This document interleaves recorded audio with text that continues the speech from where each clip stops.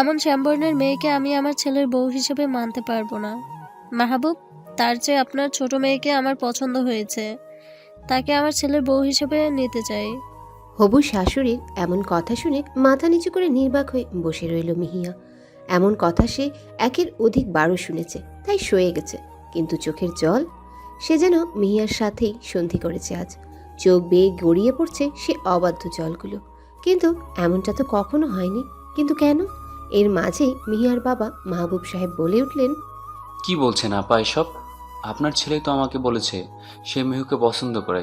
তাহলে ও তো ছোট, আর ওর বয়সী ছেলেরা এমন কথা বলবেই, তাতে কান দিতে নেই। আর আমার ছেলে তো সবসময় মায়ের কথাই শোনে, ঠিক না বাবা রিয়ান? মিহিয়ার হবু বর রিয়ানও ওর মায়ের কথায় সম্মতিসূচক মাথা নাড়ালো।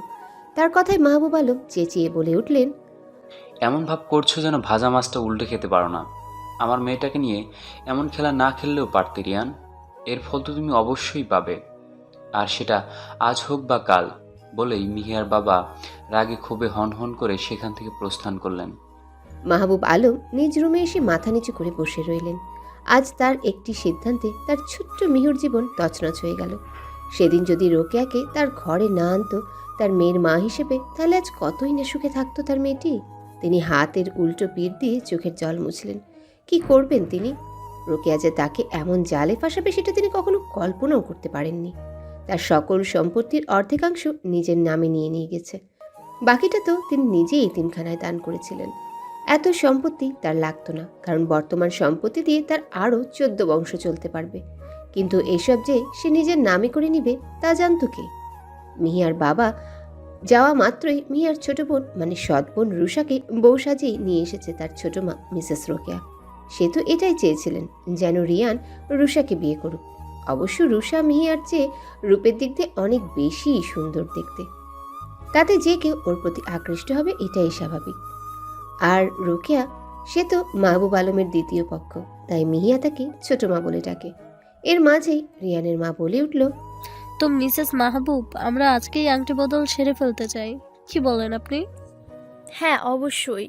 শুভ কাজে দেরি না করাই ভালো। তাদের এহেন কথাবার্তায় যেন মিহিয়ার হৃদয়টা যেন ফেটে যাচ্ছে। তাই সে সইতে না পেরে দৌড়ে সেখান থেকে রুমে চলে গেল। রুমে এসে দরজা বন্ধ করে মেঝেতে বসেই জড়সড় হয়ে কান্না নিঃশব্দে করতে লাগলো। আজ তার চোখের জল যেন বাঁধ ভেঙেছে। সে কখনো ভাবতেই পারেনি তার ছোট মা তার সাথে এমনটা করবে। মিহিয়ার 8 বছর বয়সে সে তার মাকে হারিয়ে ফেলেছিল কোনো একটি মেলায়। সেদিন তার বাবা অনেক খোঁজাখুঁজির পরও মিহিয়ার মাকে পায়নি আর। তাই তো তিনি তার বড় ভাইদের কথা মতো মিহিয়ার দেখাশোনার জন্যই রোকেয়াকে বিয়ে করার সিদ্ধান্ত নিয়েছিলেন। কিন্তু কে জানতো সেই সিদ্ধান্তই তার আদুরে মেয়েটির জীবনে কাল হয়ে দাঁড়াবে। মিহিয়া ডুকরে কেঁদে উঠল। কেন মা আমায় একা ফেলে চলে গেলে? শুনছো না তুমি? তোমার এই ছোট্ট মিহুটির বুক ফাটা আর্তনাদ। কেউই আমাকে আর ভালোবাসে না, শুধু বাবাই ছাড়া। নিঃশব্দে কান্না করতে করতে চোখগুলো ফুলে উঠল মিহিয়ার। সে দ্রুত ওয়াশরুমে গেল। মুখে পানি ঝড় ঝাপটা দিয়ে ফ্রেশ হয়ে রুম থেকে বেরিয়ে কিচেনে গেল। অতিথিদের জন্য নাস্তা বানিয়ে তাদের দিতে এগিয়ে যেতেই রুষার খালা রনিয়া মিহিয়ার হাত থেকে ট্রেটি ছিনিয়ে নিয়ে দু একটা নিরামিষ বাক্য শুনিয়ে চলে গেল। মিহিয়া মুচকি হেসে দরজার আড়ালে গিয়ে দাঁড়ালো। দেখতে পেল তারই হবু বর তার ছোট বোনকে রিং পরাচ্ছে। কতই না খুশি হয়েছে মেয়েটি। মিহিয়া দীর্ঘ নিঃশ্বাস ফেলে সেখান থেকে রুমে চলে এলো।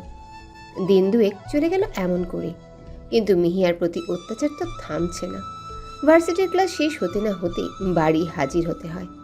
এই সময় সকলে আড্ডা দেয় ভার্সিটিতে, আর সে দৌড়ে বাড়ি যাওয়ার উদ্দেশ্যে। পৌঁছাতে দেরি হলেই তার খাওয়া বন্ধ সেদিনের জন্য। তার সাথে গরম খুন্তির ছ্যাঁকা। মুখ বুঝে সহ্য করে সে, এছাড়া আর নেই কোনো উপায়। কোথায় যাবে, কার কাছে যাবে? নেই কোনো চেনা পরিচিত আত্মীয়। ওর আপন বলতে একমাত্র তার ফুপি ও 2 ফুফাতো বোন রিয়া আপু ও তনিমা আপু। তারাই তাকে ভীষণ রকম ভালোবাসে। তবে তারা থাকে ঢাকা শহরের বাইরে, যেখানে যাওয়া একদমই সম্ভব নয় মিহিয়ার কাছে। কিন্তু তার বাবার প্রতি তার এক রাশ অভিমান জমা হয়ে আছে। কারণ তার প্রতি এমন অত্যাচারে তার বাবা কিচ্ছুটিই বলেন না রোকেয়া বেগমকে। কেমনেই বা বলবেন? মিহিয়া তো আর জানে না কেন মাহবুব আলম রোকেয়া বেগমকে কিছুই বলেন না। মিহিয়ার আজ তার বেস্ট ফ্রেন্ড ছায়ার সাথে একটা কনসার্টে যাওয়ার কথা, কারণ সেখানে তার ফেভারিট সিঙ্গার এএসএ আসবে, মানে আহান, সারফারাজ, আদ্র। হাজারো মেয়ের ক্রাশ, মিহিয়ারও ক্রাশ বলা চলে, যার এক টুকরো চাউনিতে যে কোনো মেয়েরই হার্টবিট মিস হয়ে যায়।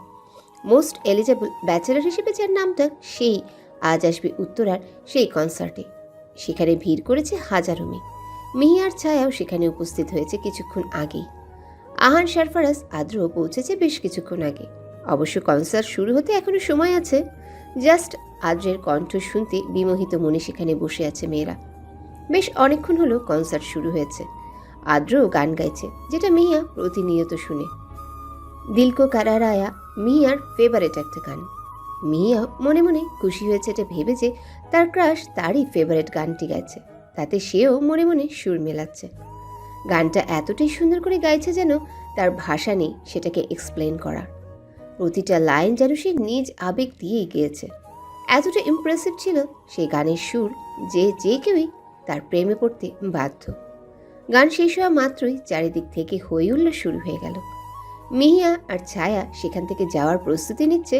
এমন সময় সকলকে অবাক করে দিয়ে আদ্র এক গুচ্ছ কালো গোলাপ নিয়ে মিহিয়ার সামনে হাঁটু গেড়ে বসে বলতে লাগলো, Mihu, will you marry me? Can I have you? আদ্রের এমন প্রপোজালে সকলের খালি একটাই আবদার মিহিয়ার প্রতি, সেটা হলো অ্যাকসেপ্ট হিম। কিন্তু মিহিয়া কিছুই না বলে ছায়ার হাত ধরে নিয়ে বেরিয়ে এলো কনসার্ট থেকে। আদ্রের এই প্রপোজালে লাইভ দেখানো হচ্ছিল, তাই মিহিয়া কিছু বলতে পারেননি, কারণ সে জানে আজ তার উপর কি বয়ে যেতে পারে। মিহিয়াকে এমন করে বেরিয়ে আসতে দেখে ছায়া জিজ্ঞাসা করলো, মিহু, কি হয়েছে? তুই ওনাকে অ্যাকসেপ্ট করিসনি কেন? কেন করিনি সেটা তুই বুঝতে পেরেও কেন এমন প্রশ্ন করছিস? কিন্তু ওনার প্রপোজাল। প্লিজ আমাকে এটা নিয়ে আর বলিস না। আজ থেকে হয়তো বাসার বাইরে আসা বন্ধ করে দেবে। কিছুই হবে না, দেখিস সব ঠিক হয়ে যাবে। হুম। কথা বলতে বলতে মিহিয়ার বাসার সামনে আসতেই দেখতে পেল রোকেয়া বেগমকে। হাতে খুন্তি হাতে দাঁড়িয়ে আছে। সে শুকনো ঝোপ গিলে ছায়াকে বিদায় দিয়ে বাসার দিকে এগিয়ে গেল। আদ্র সেখান থেকে উঠে সোজা গাড়ি নিয়ে নিজেই ড্রাইভ করে চলে এলো বাসায়। আর আসার পর থেকে একটাই কথা বিড়বিড় করছে, শ্যামা পাখি, তুমি আমাকে রিজেক্ট করলেও তুমি শুধুই আমার, আর কারো হতে দিব না তোমাকে। মিহু, আদ্রকে কেউ আলাদা করতে পারবে না। মিহু শুধুই আদ্রের। I need you at any cost. সময় চলছে তার আপন গতিতে। সেদিনের পর থেকেই সপ্তাহখানেক হতে চলল মিহিয়ার কোনো খোঁজই পাচ্ছে না আদ্র। এমন কোনো মাধ্যম নেই যেখানে খোঁজ নেয়নি। শেষে মিহিয়াদের বাসার সিসি ক্যামেরা হ্যাক করতেই তার স্বস্তির নিঃশ্বাস পড়ল। ক্যামেরায় দেখা যাচ্ছে মিহিয়া রুমে বিছানার এক কোণে বসে আছে। আদ্র মুচকি হাসি দিয়ে মনে মনে বলছে, মিহু পাখি, তোমার খোঁজ অবশেষে পেলাম। আজ থেকে পুনরায় তোমার প্রতি নজর রাখবো আমি, একেবারে সিক্রেট নজর। কেউই বুঝবে না, শুধু আমি ছাড়া। আর তোর প্রতি করা প্রতিটা অন্যায়ের শাস্তি তো আমি মিসেস মাহবুবকে দিবই, সাথে তোমার প্রাণপ্রিয় পিতাজানকেও। সব কিছুর মূল খলনায়ক তো উনি। আমি যা জানি ওনার সম্পর্কে তার সামান্য পরিমাণও তুমি জানো না মিহু পাখি। আনমনে মোবাইলটা হাতে নিয়ে মিহিয়ার প্রতিটা ছবি খুব যত্ন সহকারে দেখছে আদ্র। তার শ্যামা পাখিটা আসলেই মায়াবতী, অসম্ভব মায়াবী। কাজল কালো আখি যুগলের পারে তাকিয়ে যেন হাজারটা বছর পার করে দিতে পারবে। মোবাইল অফ করে পাশে রেখে দিয়ে মিহিয়াকে নিয়ে ভাবনার জগতে পাড়ি জমালো আদ্র। ভাবছে সেদিনের কথা। ফ্ল্যাশব্যাক। বছর 2 আগের কথা। সেদিন আদ্র তার ফুপির বাসায় যাচ্ছিল। হঠাৎ করে মাঝ রাস্তায় জ্যামে পড়ে একটা বিশ্রী পরিস্থিতির মুখে পড়েছিল সে। সামনের মোড়ে তাকাতে একটা ফুচকার দোকানে চোখ আটকে গেল আদ্রর। আর সেদিনই সে তার মায়াবিনী দেখা পেয়েছিল, যেদিন প্রথম তার পাথর হৃদয় ফুল ফুটেছিল। কি দারুণ করে হাসতে পারে মেয়েটা! একেবারে চঞ্চল প্রকৃতি নিজ হাতেই যেন বানিয়েছে তাকে, একটু নিপুণ শৈল্পিকতায় মরিয়ে। মিহিয়ার প্রাণবন্ত হাসিতেই মুগ্ধ হয়েছিল আদ্র সেদিন। হাসার সময় মুখে টোল পড়া মুহূর্তটাই যেন থমকে গিয়েছিল সে। কি দারুণ হাসি! মনের গহীনে ঘণ্টা বাজিয়ে দিয়েছিল একেবারে। হঠাৎ ভাবনার মাঝপথে ব্যাঘাত ঘটিয়ে পাশে থাকা মোবাইলটা বেজে উঠল। চমকে উঠে সে মোবাইল হাতে নিতে একরাশ বিরক্তিতা ভর করল চোখে মুখে। কানে দিতেই ওপাশ থেকে নাকটানা ন্যাকামো কণ্ঠে আওয়াজ এলো, আদ্র, তুমি জানো না তোমায় আমি কতটা ভালোবাসি? তো মানে তুমি কেন ওই মিডিল ক্লাস মেয়েটাকে প্রপোজ করেছো? সেটা পুরো লাইভ ছিল, পুরো বিডি দেখেছে সেটা। নান অফ ইয়োর বিজনেস। নিতু, অন্য কোনো প্রয়োজনে ফোন দিয়ে থাকলে বলতে পারো। অযথা তো আমার সময় অপচয় করিও না। You know I don't like it. Adra, আমার কথাটা তোমার অযথা মনে হচ্ছে? অন্তত আমার এই কথাটা তো শোনো। আমি তোমাকে বাকি কথাটা বলার আগে লাইন কেটে দিল আদ্র। সে জানে নিতু ওকে কি বলবে। আলাইনা নিতু, আদ্রের মামাতো কাজিন। বেশ কয়েকদিন ধরে মেয়েটা ওকে জ্বালিয়ে মারছে। চরিত্র মোটেও ভালো নাই মেয়ের। সারাটা রাত নাইট ক্লাবেই কাটায়। আবার সে আসছে ভালোবাসার কথা বলতে। Shameless girl. নিজেই মিডল ক্লাস, আবার মিহুকে বলে কিনা মিডল ক্লাস। আগে নিজের কথা ভাবো। রাগে আদ্র হন হন করে ওয়াশরুমে চলে গেল ফ্রেশ হতে। আদ্রের লাইন কাটা মাত্রই নিত মোবাইলটাকে দিল একটা ঢিল। সাথে সাথে মোবাইলটার প্রাণ সোজা দেহ থেকে বেরিয়ে আসমানের পথে উড়াল দিল। নিতুর মেজাজ এখন বেশ তুঙ্গে। নিতু শুধু চায় আদ্রের সাথে কয়েক মাস খুব ক্লোজলি মিশে নিজেকে সেলিব্রিটি হিসেবে তৈরি করতে। তারপর ওকে বিয়ে করতে পারলেও সকল প্রপার্টি হাতের মুঠোয়। সে দাঁতে দাঁত কটমট করে মনে মনে আওড়াতে লাগলো, তোমাকে যদি আমি আমার না করতে পারি, তাহলে অন্য কাউকেও তোমার হতে দিব না mister Ahan Sarfaraz Adro. You are only mine. No, your properties only mine. হা হা হা। বলেই রহস্যময় একটা হাসি দিয়ে বেরিয়ে যায় রুম থেকে। সেদিন মিহিয়া বাসায় ঢোকা মাত্রই খুন্তি দিয়ে অসহ্য পরিমাণ মেরেছিল রোকেয়া বেগম। এমন জঘন্যভাবে মারতে তার এতটুকুও বুক কাঁপেনি। মা হয়েও কষ্ট হয়নি তার, বরং মিহিয়াকে মেরে সেদিন চরম শান্তি নিয়ে ঘুম দিয়েছিল রোকেয়া বেগম। দাগ এখনো পিঠে বেশ চকচক করছে। পানি লাগলে অসহ্য জ্বালাতন হয়। সেদিন চোখের জলও শুকিয়ে গেছে কাঁদতে কাঁদতে। এভাবে প্রতিটা দিন মিহিয়ার উপর চরম অত্যাচার করছিল সে।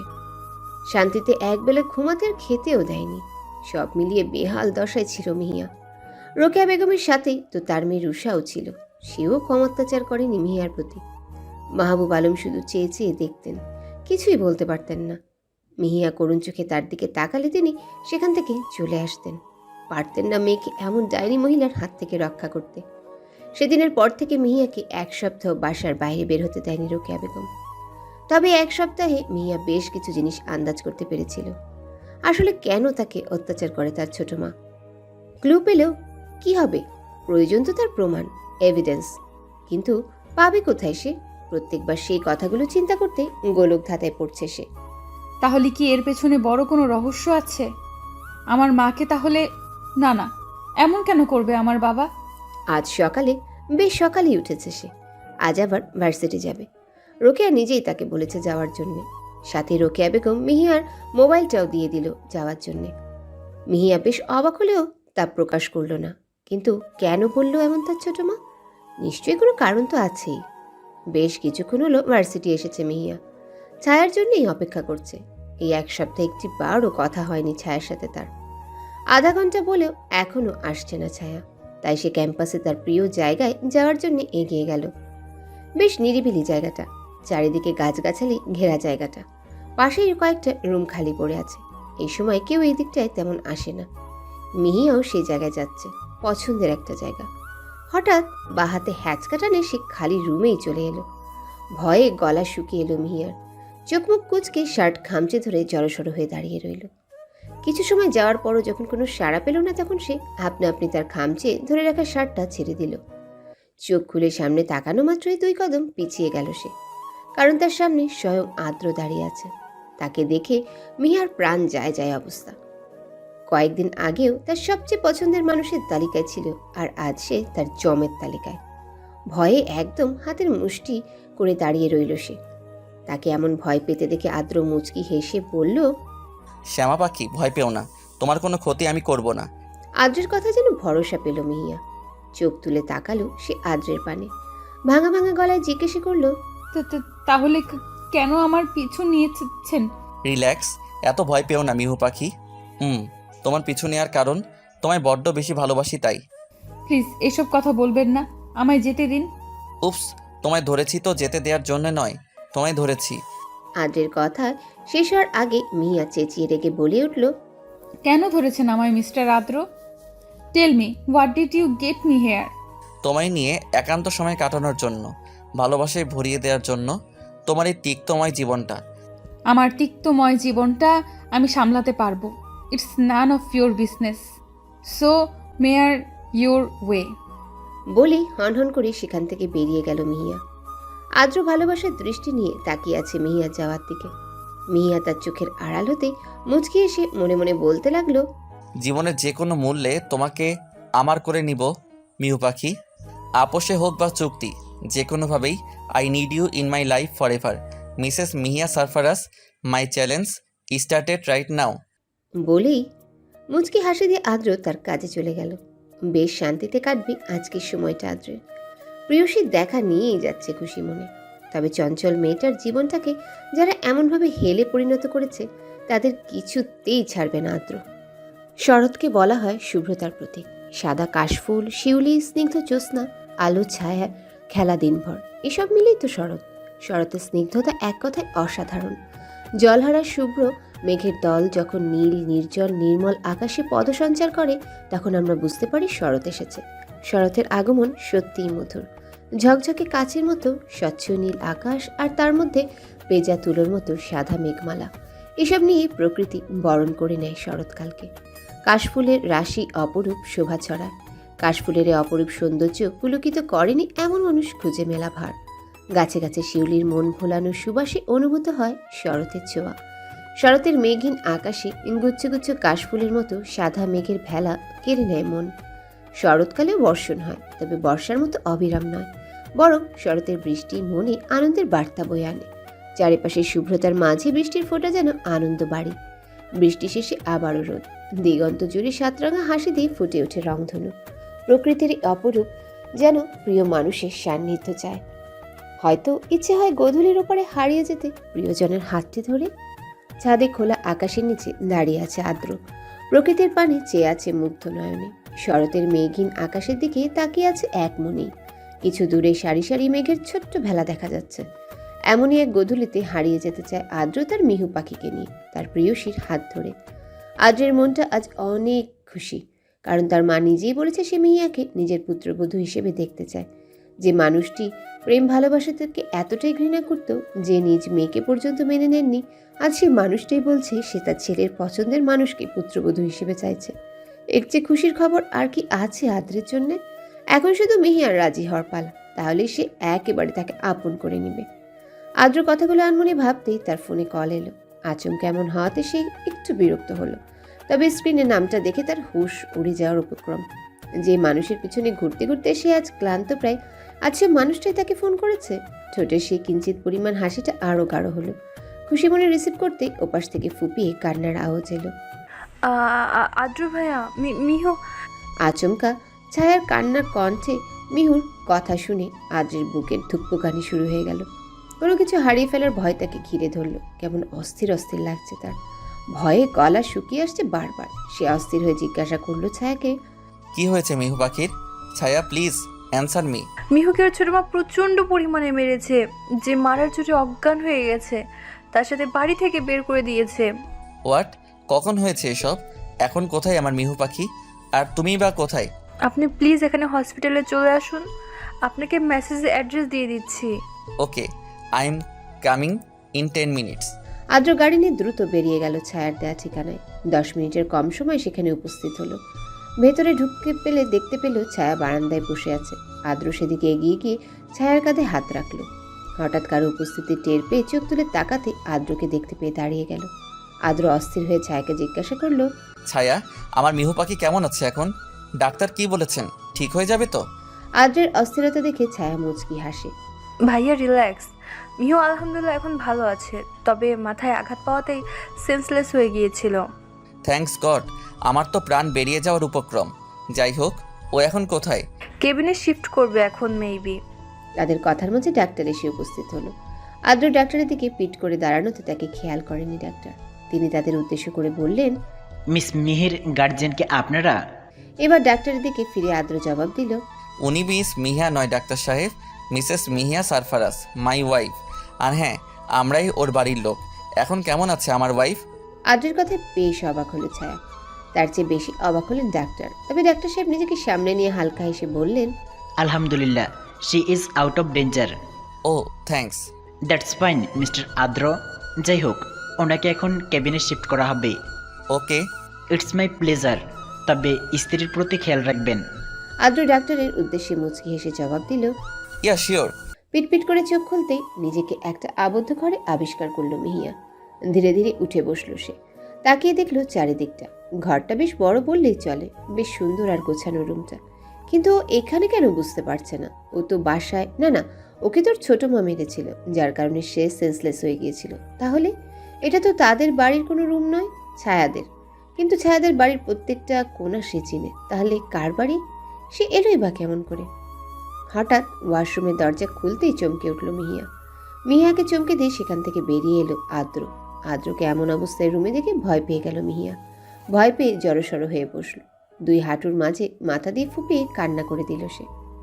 আদ্রের এতক্ষণ খেয়ালই ছিল না তার রুমে আরেকজন মানুষের অস্তিত্ব বিরাজ করছে। কারো ফুপিয়ে কান্নার আওয়াজ পেছনে ফিরতেই মিহিয়াকে দেখে স্বস্তির নিঃশ্বাস ফেল। কিন্তু বুঝতে পারল না সে কেন কান্না করছে।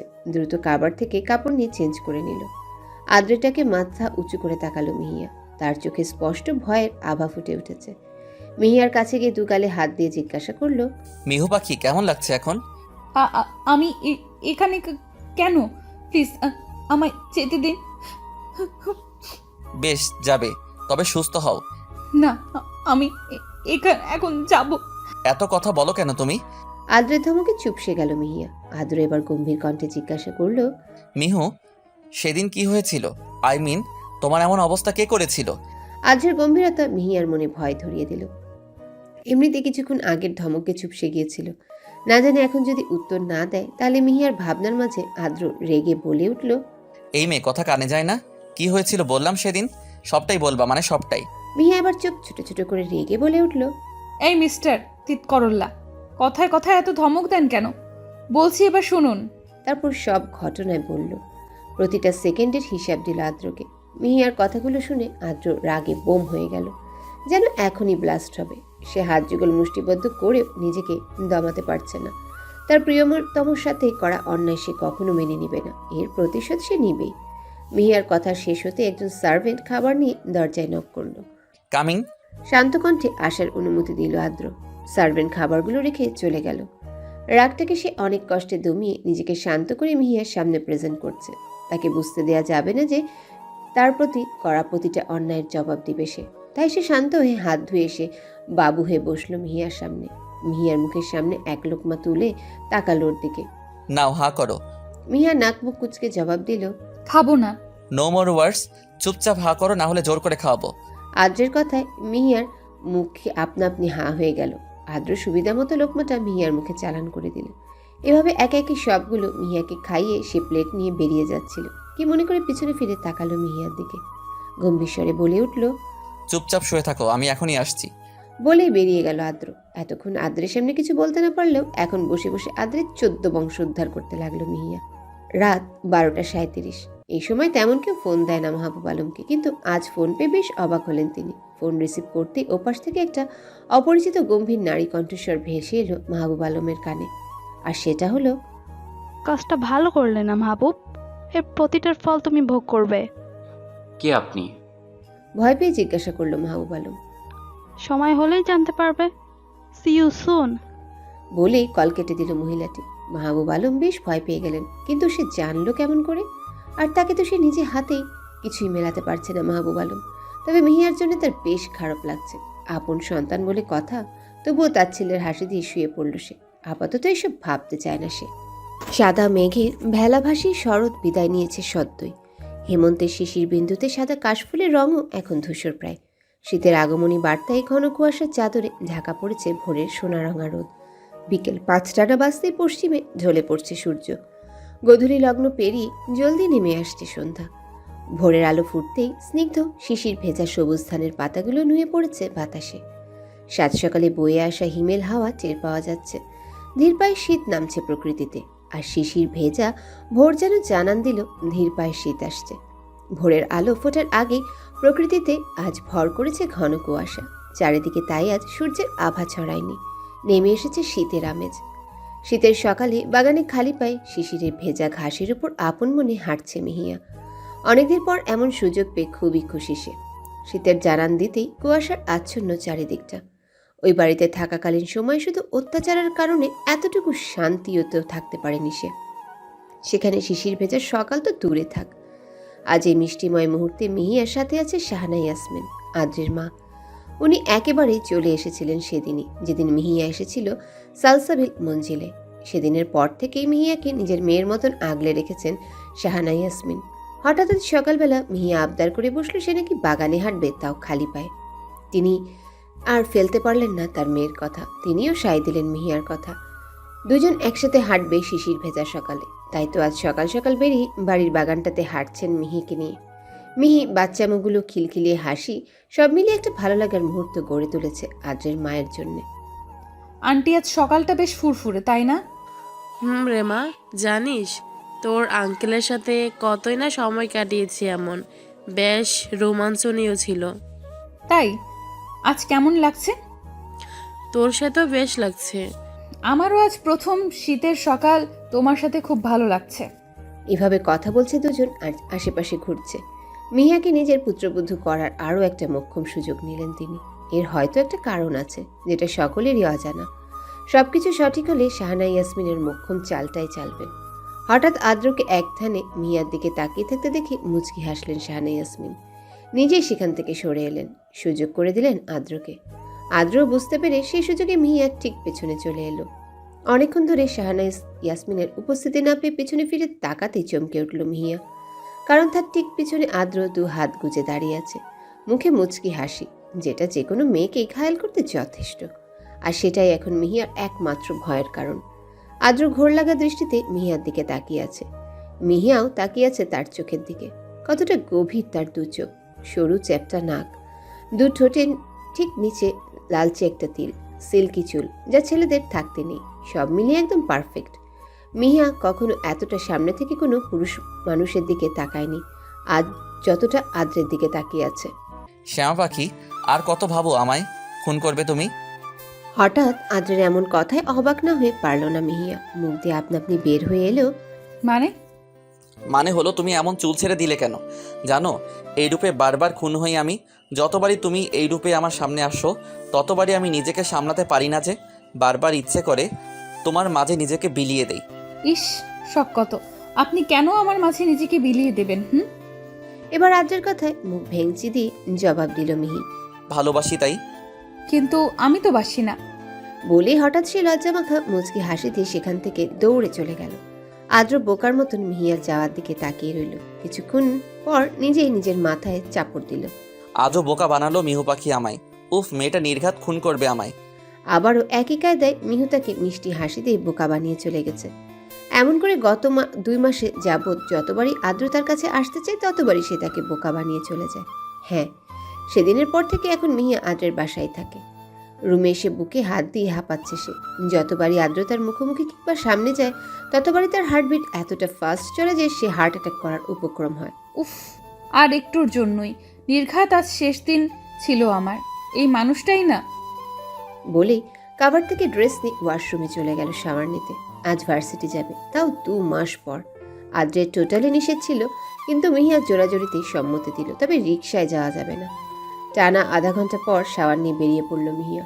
এখন সোজা শাহানা ইয়াসমিনের রুমে যাবে, তারপর ব্রেকফাস্ট করে সোজা ভার্সিটি। অবশ্য গাড়ি নিয়ে যাবে, রিকশা করে যাওয়াটা আদ্রের সরাসরি নিষেধ। ভার্সিটির বাইরে গেটের সামনে দাঁড়িয়ে আছে মিহিয়া। কত অচেনা লাগছে ক্যাম্পাসটা। কতদিন পরে এলো ক্যাম্পাসে, সবকিছু যেন পাল্টে গেল।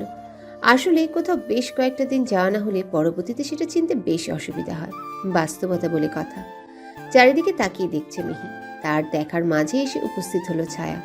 মিহিয়া ছায়াকে দেখা মাত্র জড়িয়ে ধরলো। ফোনে টুকটাক কথা হলো, সামনাসামনি একদমই দেখা হয়নি, একদমই। কেমন আছিস মিহু? বেশ ভালো, তুই? বেশ ভালো, তবে তোকে ছাড়া একদমই ভালো ছিলাম না রে। উফ, বাদ দে ওসব কথা, এখন ক্লাসে চল। দুজনেই হাঁটা দিল ক্লাসের দিকে। মাঝপথে তাদের থামিয়ে দিল একদল বখাটে। বখাটে বললে ভুল হবে, তারা সিনিয়র, ফাইনাল ইয়ারের। প্রায়শই মিহিয়াদের ডিস্টার্ব করে তারা, বিশেষত মিহিয়াকে। সেদিনের পর থেকে যেদিন আদ্র মিহিকে সকলের সামনে কনসার্টে প্রপোজ করেছিল, প্রায় প্রতিটা দিনই এমন করত। 2 মাস পরে এসেও শান্তি পেল না তারা, আজও ঠিক একরকম। মিহিজান, আমার প্রপোজাল অ্যাকসেপ্ট করবা কখন? কি হলো জান, প্লিজ বলো। কি সমস্যা আপনাদের? এভাবে পথ রেগে বলে উঠল ছায়া। নো শালিকা, আগে অ্যাকসেপ্ট করুক, তারপর আর আসবো না এভাবে পথ আটকাতে। মিহিয়া তাদের সাথে আর কথা না বলে ছায়ার হাত ধরে নিয়ে এলো ক্লাসরুমে। তারপর প্রতিটা ক্লাস শেষ করে যে যার বাড়িতে চলে গেল। সেদিনের পর থেকে কেউ আর ফোন না করলেও বেশ ভয়ে ছিলেন মাহবুব আলম আর রোকেয়া বেগম। তবে ভয়টা আরও বাড়িয়ে দিল কিছুক্ষণ আগের ফোনটা, তাও রাত 3:33। এত রাতে ফোন দিলে মানুষের নিশ্চয়ই ভয় হওয়ারই কথা। ঠিক একই রকম ভয় পেলেন তারা। ভাবছেন তাহলে কি নিশ্চয়ই কোনো গভীর চক্রান্তে ফেসেছে তারা, কিন্তু তাদের এমন করে হুমকি দেওয়ার মানে বুঝতে পারছে না তারা। সর্বশেষ যে ছিল তাকে তো নিঃশেষ করে দিয়েছিল, সবশেষ তার মেয়েকেও। কিন্তু কেন তাদের আবারও এমন হুমকির সম্মুখীন হতে হচ্ছে? তাহলে তাদের সাথে অন্য কারো শত্রুতা সৃষ্টি হয়ে গেল, নাকি পূর্বেকার জেদ ধরে কেউ তাকে এমন হুমকি দিচ্ছে, নাকি তাদের চেনা জানা কেউ? কেই বা হতে পারে। তাদের মনের ভেতর চলছে সব আজগুবি চিন্তা। সামনে কি ঝড় আসতে চলেছে সেটাই ভাবছেন মিস্টার মাহবুব ও মিসেস রোকেয়া। তবে আগন্তুকের বলে শেষ কথাটার হিসাব কিছুতেই মিলাতে পারছে না তারা। তাদের জন্য অপেক্ষা করছে ভয়ানক কোনো শাস্তি, যেটা তাদের অজানা। শীতের সন্ধ্যায় পাখিরা সব ফিরে যায় আপন নীড়ে। অন্ধকারের শুরুতেই কুয়াশায় আচ্ছাদিত হয়ে যায় চারিদিকটা। শিশির ভিজে যায় তৃষ্ণার্ত প্রকৃতি। সবচেয়ে সুন্দর দৃশ্য শীতের বিকেলবেলা। সূর্যের অস্ত যাওয়া মুহূর্ত সময়টা রক্ত লাল হয়ে ওঠে পশ্চিমা আকাশ। আর সবচেয়ে লোভনীয় শীতের এই রাতখানা, যেথায় একদিকে কিছু মানুষ প্রিয়জনের সাথে সেরা মুহূর্তগুলো কাটানোর স্বপ্নে বিভোর হয়, অন্যদিকে কিছু মানুষ খুব কাছের মানুষের কাছ থেকে পাওয়া অবহেলা নিয়ে নির্ঘুম রাত কাটিয়ে দেয়। নির্ঘুম রাত কাটানো মানুষের মাঝেও মিহিয়াও একজন হয়ে উঠেছে। কিছুদিন যাবৎ স্বপ্নে নিজ বাবাকে নৃশংসভাবে হত্যা হতে দেখে আতঙ্কে আছে মিহি। স্বপ্নে অসহ্য মৃত্যু যন্ত্রণায় কাতরায় মাহবুব আলম। কিন্তু তার বাবার এমন বেহাল দশা করা লোকটার চেহারা পুরোটাই ঝাপসা দেখে সে। অথচ সেই মুহূর্তে তার বাবার দিকে তাকালে স্পষ্ট মাহবুব আলমের রক্তাক্ত মুখখানা দেখতে পায়, কিন্তু আগন্তুক ব্যক্তির চেহারায় সম্পূর্ণ ঝাপসা। কিন্তু কেন? লোকটি কি পুরুষ নাকি মহিলা সেটা বুঝতে না পারলেও এটা বুঝতে পেরেছে তার বেশভূষা অনেকটাই মহিলার মতন। তাহলে কি তার বাবার এমন দশার পিছনে অন্য কোনো রহস্য আছে? স্বপ্নটা তার শোনা রোকেয়ার কথাগুলোর সাথে অনেকটাই মিলে যায়, যার কারণে রোকেয়া ভাড়া করা লোকদের দিয়ে মেরে বাড়ির বাইরে রাস্তায় ফেলে দিয়েছিল। তাহলে কি তার স্বপ্ন আর বাস্তবে রোকেয়ার মাঝে কোনো রহস্য লুকিয়ে আছে? ভাবতে থাকে সে। ঘুমের ঘরে এমন ভয়ঙ্কর স্বপ্নটাই খালি দেখেছে সে। সকালে নিজ রুমে বসে এসব নিয়ে গভীর চিন্তায় মগ্ন সে। ভাবনার ছেদ পড়ল শাহানা ইয়াসমিনের ডাকে। মিহিমা, কি ভাবছো? শাহানা ইয়াসমিনের ডাকে প্রথমে হক চকিয়ে গেলেও পরে নিজেকে সামলে হালকা হেসে উত্তর দিল। এই তো মামুনি, কিছু না, এই এমনি বসেছিলাম, আর সামনে পরীক্ষা তো তাই একটু টেনশন হচ্ছে। ও আচ্ছা, এই ব্যাপার, টেনশন নিও না মা। আদ্র তো আছে, সেও ইকোনমিক্সের স্টুডেন্ট। আদ্রই তোমাকে হেল্প করবে।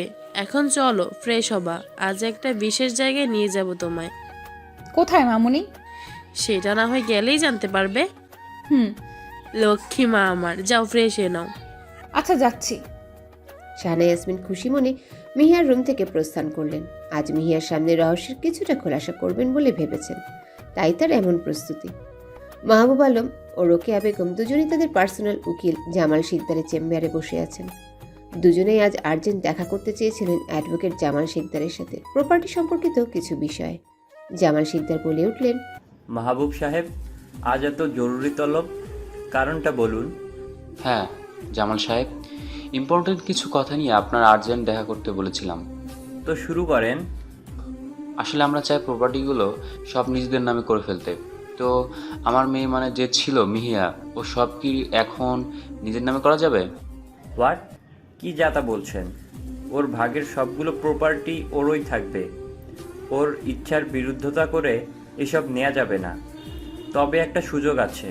সুযোগের কথা শুনে মাহবুব রোকেয়া দুজনের দিকে তাকালো, শান্ত হয়ে বলল, কি সুযোগ? মার্ডার। চমকে উঠল দুজনেই। মার্ডার করতে হবে? কাকে? দুজনেই উৎসুক দৃষ্টিতে তাকালো উকিল সাহেবের দিকে। মানেটা হচ্ছে আপনাকে আপনার মেয়ে মিহাকে মার্ডার করতে হবে। কেউ জানবে না।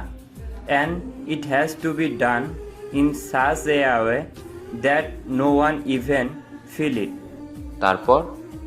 তারপর আর কি, সব কিছুর মালিক আপনারাই, এবং এটার সকল দায়িত্ব আমিই নেব। Trust me. মাহবুব আলম ও রোকেয়া বেগমের চোখ চকচকিয়ে উঠল। তাদের চোখ কুশলকে দূর করতে পারলেই খেল খতম। হ্যাঁ, মাহবুব আলমের সকল সম্পত্তির মালিক মিহিয়া, যেটা মিহিয়ার দাদা ওর নামেই করে গিয়েছিল। রোকেয়া বেগম হলো মিহিয়ার বাবার প্রাক্তন, যার সাথে কলেজ লাইফ থেকেই প্রেমে মত্ত ছিল মাহবুব আলম। মিহিয়ার মায়ের মিসিংয়ে মাহবুব আলম আর রোকেয়া বেগমের হাত রয়েছে সেটাতে নিশ্চিত হলো মিহিয়া, কারণ শাহানা ইয়াসমিন মিহিয়াকে সেখানেই নিয়ে গিয়েছিল যেখানে মাহবুব আলম আর রোকেয়া বেগম আজ গিয়েছিল, মানে জামাল শিকদারের কাছে। মিহিয়া আহত দৃষ্টিতে শাহানা ইয়াসমিনের পানে তাকালো। শাহানা ইয়াসমিন তাকে অভয় দিলেন আর শান্ত থাকতে ইশারা করলেন। তাদের ভাবনার মাঝে মাহবুব আলম বলে উঠলেন, আমি এখন চাই ওই মিহিয়াকে মার্ডার করতে। আমার সম্পত্তির প্রয়োজন। এতে যদি নিজের আপন কাউকে বিসর্জন দিতে হয় তাতেও আমি হাত কাঁপেনি আর কাঁপবেও না। I'll do that at any cost. ওকে, তাহলে নেমে যান নিজেদের কাজে। যত তাড়াতাড়ি কাজ কমপ্লিট করতে পারবেন আপনারই লাভ মিস্টার মাহবুব। ওগো, তুমি যেভাবে পারো মিহিকে বাসা নিয়ে আসো। আমার মনে হয় মিহি এই শহরে আছে। তাকে এনে কয়েকটা দিন ভালো মন্দ খাওয়াও, তারপর না হয় বিরে দিও পৃথিবী থেকে। বলে হো হো করে তিক্তময় হেসে উঠল সে। মনের কথাই বললে। যাই হোক মিস্টার জামাল, আমার আজকে তাহলে উঠি। ঠিক 1 মাস পরে দেখা হবে। See you very soon. Best of luck mister Mahbub. বের হয়ে গেল মাহবুব আলম ও রোকেয়া বেগম। তবে মাহবুব আর রোকেয়া বের হওয়ার আগ মুহূর্তে মিহিয়াকে নিয়ে শাহানা ইয়াসমিন আড়ালে চলে এলেন। তারপর খুব সাবধানতার সাথে সেখান থেকে সরে নিজেদের গাড়িতে চড়ে বসলেন। মিহিয়া মাথা নিচু করে বসে রইল। সে ভাবছে যাকে সে নিজের সবচেয়ে কাছের মানুষই মনে করত, আজ সে মানুষটাই তাকে খুন করার চিন্তায় মেতে আছে। তাহলে কি পৃথিবীর প্রত্যেকটা মানুষই নিজের স্বার্থে এতটাই অন্ধ যে তার প্রিয় মানুষের প্রাণ নিতে এতটুকু পরিমাণ হাত কাঁপে না? তবে কি তার মায়ের হত্যাকারীও তার বাবা? না না, কোনো বাবা নয়, সে বাবা হতে পারে না। সে একজন খুনি, স্বার্থলোভী খুনি। তাহলে স্বপ্নটা কি রহস্য উদ্ঘাটনের কোনো হেল্প করবে আমায়? কেনই বা এমন বিকৃত স্বপ্ন দেখছি আমি মিস্টার মাহবুবকে নিয়ে? সেই বা কেন এমন করে মৃত্যু যন্ত্রণায় কাতর হবে?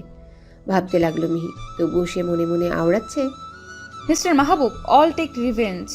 All avenge my mom's death. Don't leave anyone. মিহিয়াকে কোনো কিছু আওড়াতে দেখে শাহানা ইয়াসমিন মিহিয়ার দিকে এক পলক তাকিয়ে ড্রাইভিংয়ে মন দিলেন। হ্যাঁ, শাহানা ইয়াসমিন নিজেই ড্রাইভ করে এসেছিলেন মিহিয়াকে সাথে নিয়ে। তিনি তো এটাই চেয়েছেন, এই নির্লজ্জ পাষাণ মানুষটার আসল রূপ দেখিয়ে দিতে। পেরেছেন তিনি সেই কাজটা করতে আজ, যেটার জন্যে এতদিন অপেক্ষায় ছিলেন। মিহিয়াদের আসার আগে আদ্র বাড়ি এসেছিল। অবশ্য এসে প্রথমে মিহিয়ার খোঁজ নেওয়ার মুহূর্তে যখন সার্ভেন্টদের কাছ থেকে জানতে পারলো তারা বের হয়েছে, তাই আর কিচ্ছু বলেনি, না হয় তুলকালাম বাঁধিয়ে ফেলতো বাড়িতে। আজ অনেকদিন পর লাইভে আসবে আদ্র, একদম বাড়িতে বসেই করবে লাইভ। সেদিন মিহিয়াকে প্রপোজ করার পর আর দেখা যায়নি তাকে। সমস্ত সোশ্যাল মিডিয়া থেকে নিজেকে সরিয়ে নিয়েছিল সে, কিন্তু আবারও লাইভে আসতে হলো তাকে। তাই আজ সময় পেয়ে চলেও এলো লাইভে। তার ভক্তদের জোয়ার বইছে, এক একজনের এক এক মন্তব্য আর প্রশ্নের প্লাবন। সবার প্রশ্নের উত্তর দিতে না পারলেও কিছু কিছু উত্তর দিয়ে কথা বলা শুরু করলো। হ্যালো গাইস, অনেকদিন পর চলে এলো তোমাদের সাথে লাইভে। আজ তোমাদের পছন্দের কিছু গান গাইবো, সবগুলোই তোমাদের পছন্দের। আই হোপ সব গানই পছন্দের হবে তোমাদের।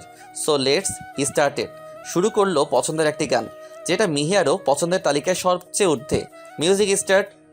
তুই আমাকে আগলে রাখ, ঠিক এইভাবে সঙ্গে থাক, সারাদিন সারা রাত তুই আমাকে আগলে রাখ। এইভাবে বেশ কয়েকটি গান গেয়েছে সে। প্রতিটা গানই মিহিয়ার পছন্দের। তার কারণও আছে। সে তার রুমের বড় আয়নাতে মিহিয়াকে দেখেছে দরজার আড়ালে দাঁড়িয়ে থাকতে।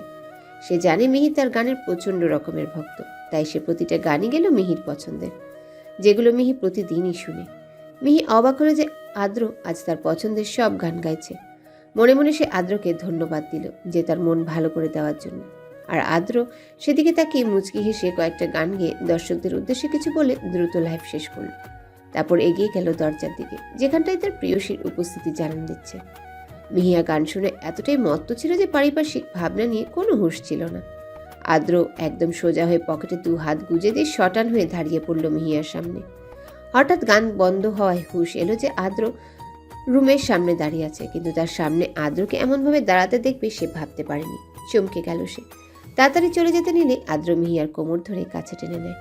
আদ্রের এমন ব্যবহারে আশ্চর্যের চূড়ান্ত পর্যায়ে চলে গেল মিহি। গোল গোল হয়ে এলো চক্ষু জোড়া। মুহূর্তে লজ্জায় গাল দুটো লাল হয়ে গেল তার। খোলা আকাশের নিচে দাঁড়িয়ে আছে 2 মানব মানবী। আকাশের পানে চেয়ে আছে দুজনেই, একে অন্যের উষ্ণতা নিচে আপন মনে। আজ অনেক কষ্টে মিহিয়াকে ছাদে আনতে সক্ষম হয়েছে আদ্র। সেদিন লাইভে আসার পর থেকেই আদ্রের থেকে বেশ দূরে দূরে থাকছে সে। আদ্রের উপস্থিতিতে মিহিয়া যেন নিজের মাঝে থাকে না, হারিয়ে যায় নতুন দুনিয়ায়। কেন এমন হয় সেটা মিহির ধারণাতীত, তবে তার ভীষণ ভালো লাগা কাজ করে আদ্রের উপস্থিতিতে। দুজনের ভাবনার মাঝে আদ্রই প্রথমেই শুরু করলো। অনুভূতির মায়াজালে ভালোবাসার অন্তরে নিহিত থাকে বিচ্ছেদের বেদনা। যাকে বিচ্ছেদ বলা হয় তাকে একান্ত আপন করে পাওয়াও বলা যেতে পারে, কেননা এই প্রেমে নিষেধ নেই, প্রিয় নেই, আছে কেবলমাত্র প্রিয়র জন্য গভীর অনুরাগ। এই প্রেমে প্রণয়ের স্মৃতিটুকুই থেকে যায়, আর বাকি সকলই বিলুপ্তির পথে। ভালোবাসা হৃদয়ের কতটা জোরে বিস্তৃত হয়ে আছে তার প্রকাশ ঘটে যায় মুহূর্তে মুহূর্তে। ভালোবাসা প্রকাশের নয়, ভালোবাসা অনুভবে পূর্ণতা পায়। যার ভালোবাসা যত গভীর তার ভালোবাসা তত নীরব, তত গোপন। ভালোবাসা প্রকাশের মধ্যে দিয়ে প্রমাণ চায় না, ভালোবাসা অনুভূতির মাধ্যমে বিস্তার লাভ করে। অনুভূতির মধ্যে দিয়েই মনে প্রেমানুভূতির স্রোতধারা প্রবাহিত করে। আর ভালোবাসা দুটি প্রাণের মিলন, মিলন দুটি মনের। সেখানে ভালো লাগা কেবল একটি অনুভূতির লক্ষণ মাত্র, যেটা নিতান্তই ক্ষণিকের মোহ। আর ভালোবাসা সে তো চিরস্থায়ী, চিরন্তন সত্য। আকাশের দিকে তাকিয়ে নিজের অনুভূতি প্রকাশ করলো আদ্র। পাশেই অবাক চোখে চেয়ে আছে মিহিয়া আদ্রের দিকে। কি সুন্দর করে ছন্দ মিলিয়ে দিল সে, মনটা ছুঁয়ে দিল একদম। এই কদিনে আদ্রের প্রতি বেশ দুর্বলতা অনুভব করছে সে। আগে থেকেই একটা দুর্বলতা ছিল তার প্রতি, কিন্তু এখন সে হাড়ে হাড়ে বুঝতেই পারছে আদ্রকে সে ভালোবেসে ফেলেছে, যেটার পরিধি গভীর। কোনো খুঁত নেই এই অনুভূতিতে। মিহিয়াকে তার নিজের দিকে অবাক চোখে তাকিয়ে থাকতে দেখে লেডি কিলার মুচকি হাসি দিল, যেটাতে তার হার্টবিট মিস হয়ে যাওয়ার জোগাড়। মুহূর্তেই অভ্রের মুচকি হাসি দেখে লজ্জায় মুখ নামিয়ে নেয় মিহি। প্রচণ্ড পরিমাণে লজ্জা লাগছে আজ। আদ্র এবার মলিন কণ্ঠে বলল, মিহু, তুমি বুঝতে পারছো না কেন? তোমায় ভালোবাসি আমি, প্রচণ্ড পরিমাণে ভালোবাসি। আই লাভ ইউ মিহি, অ্যান্সার মি মিহি। আচ্ছা, কি করলে তুমি আমায় বুঝবে বলো? চমকে গেল মিহি। এই প্রথম আদ্র তাকে মিহি বলে সম্বোধন করলো। যে মানুষটা তাকে কত নামে ডাকতো, আজ তার এমন অসহায়তে থমকে গেল সে। কিছুক্ষণ আগের মুহূর্তে আদ্র তাকে মিহু পাখি, শ্যাম পাখি আর কত নামে ডেকেছে, কিন্তু এখন আদ্রের এই করুণ কণ্ঠ মুহূর্তে মিহিয়ার হৃদয়টাকে ক্ষত বিক্ষত করে দিচ্ছে। সে আদ্রের অনুভূতি বুঝতে পেরেছে। আদ্র তাকে ভালোবাসে নিজের চেয়েও বেশি। এটাও বুঝতে পারছে আদ্র তাকে ছাড়া কতটা অসহায়। সাথে সাথে মিহিয়া নিজের সকল জড়তা ভুলে আদ্রের দু পায়ের উপর নিজের দু পা রেখে আদ্রের কপালে কপাল ঠেকালো। তারপর দু চোখ বন্ধ করে সরাসরি বলে ফেললো, আমিও ভালোবাসি আপনাকে, হ্যাঁ, সেই প্রথম থেকেই। Love you too mister Ahan Sarfaraz Adra. এক নিঃশ্বাসে বলে দিল মিহি। মিহিয়ার কথায় অবাক হলেও মুখে বিজয়ের হাসি, যেন সে বিশ্ব জয় করে নিয়েছে মুহূর্তেই। মুখের হাসিটা চওড়া করে মিহিকে বলে উঠল, সত্যি বলছো মিহু পাখি? Are you serious? এবার বেশ লজ্জা পেল মিহিয়া। এমনিতেই যে কাজ করলো তাতে তার অবস্থা যায় যায়, এখন আদ্রের প্রশ্নের উত্তর দিবে কি? সে তো সিরিয়াসলি আদ্রকে ভালোবাসে, তাহলে সে আবার এই প্রশ্ন করছে কেন?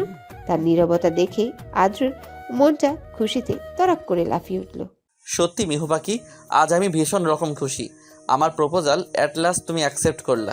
I am happy today. বলেই মুহূর্তে মিহিয়াকে কোলে তুলে নিল আদ্র। কি করছেন কি? পড়ে যাব।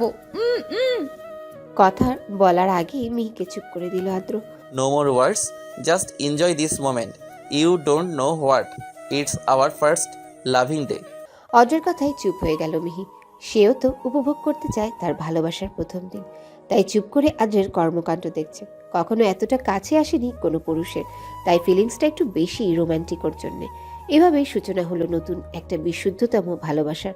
তাদের জন্য একরাশ শুভকামনা প্রকাশ করলো আড়ালে লুকিয়ে থাকা শাহানা ইয়াসমিন। হ্যাঁ, তিনিও শুনতে চেয়েছিলেন মিহিয়ার মনের কথাটা। তিনি আগেই বুঝেছিলেন মিহিয়া আদ্রকে পছন্দ করে, শুধু পছন্দ নয়, মনে মনে ভালোবাসে। তাই আদ্রকে বুঝিয়ে বলেছিলেন যেন সে আরও একবার তার মনের কথাটা মিহিয়ার সামনে প্রকাশ করে। তাই করলো আদ্র।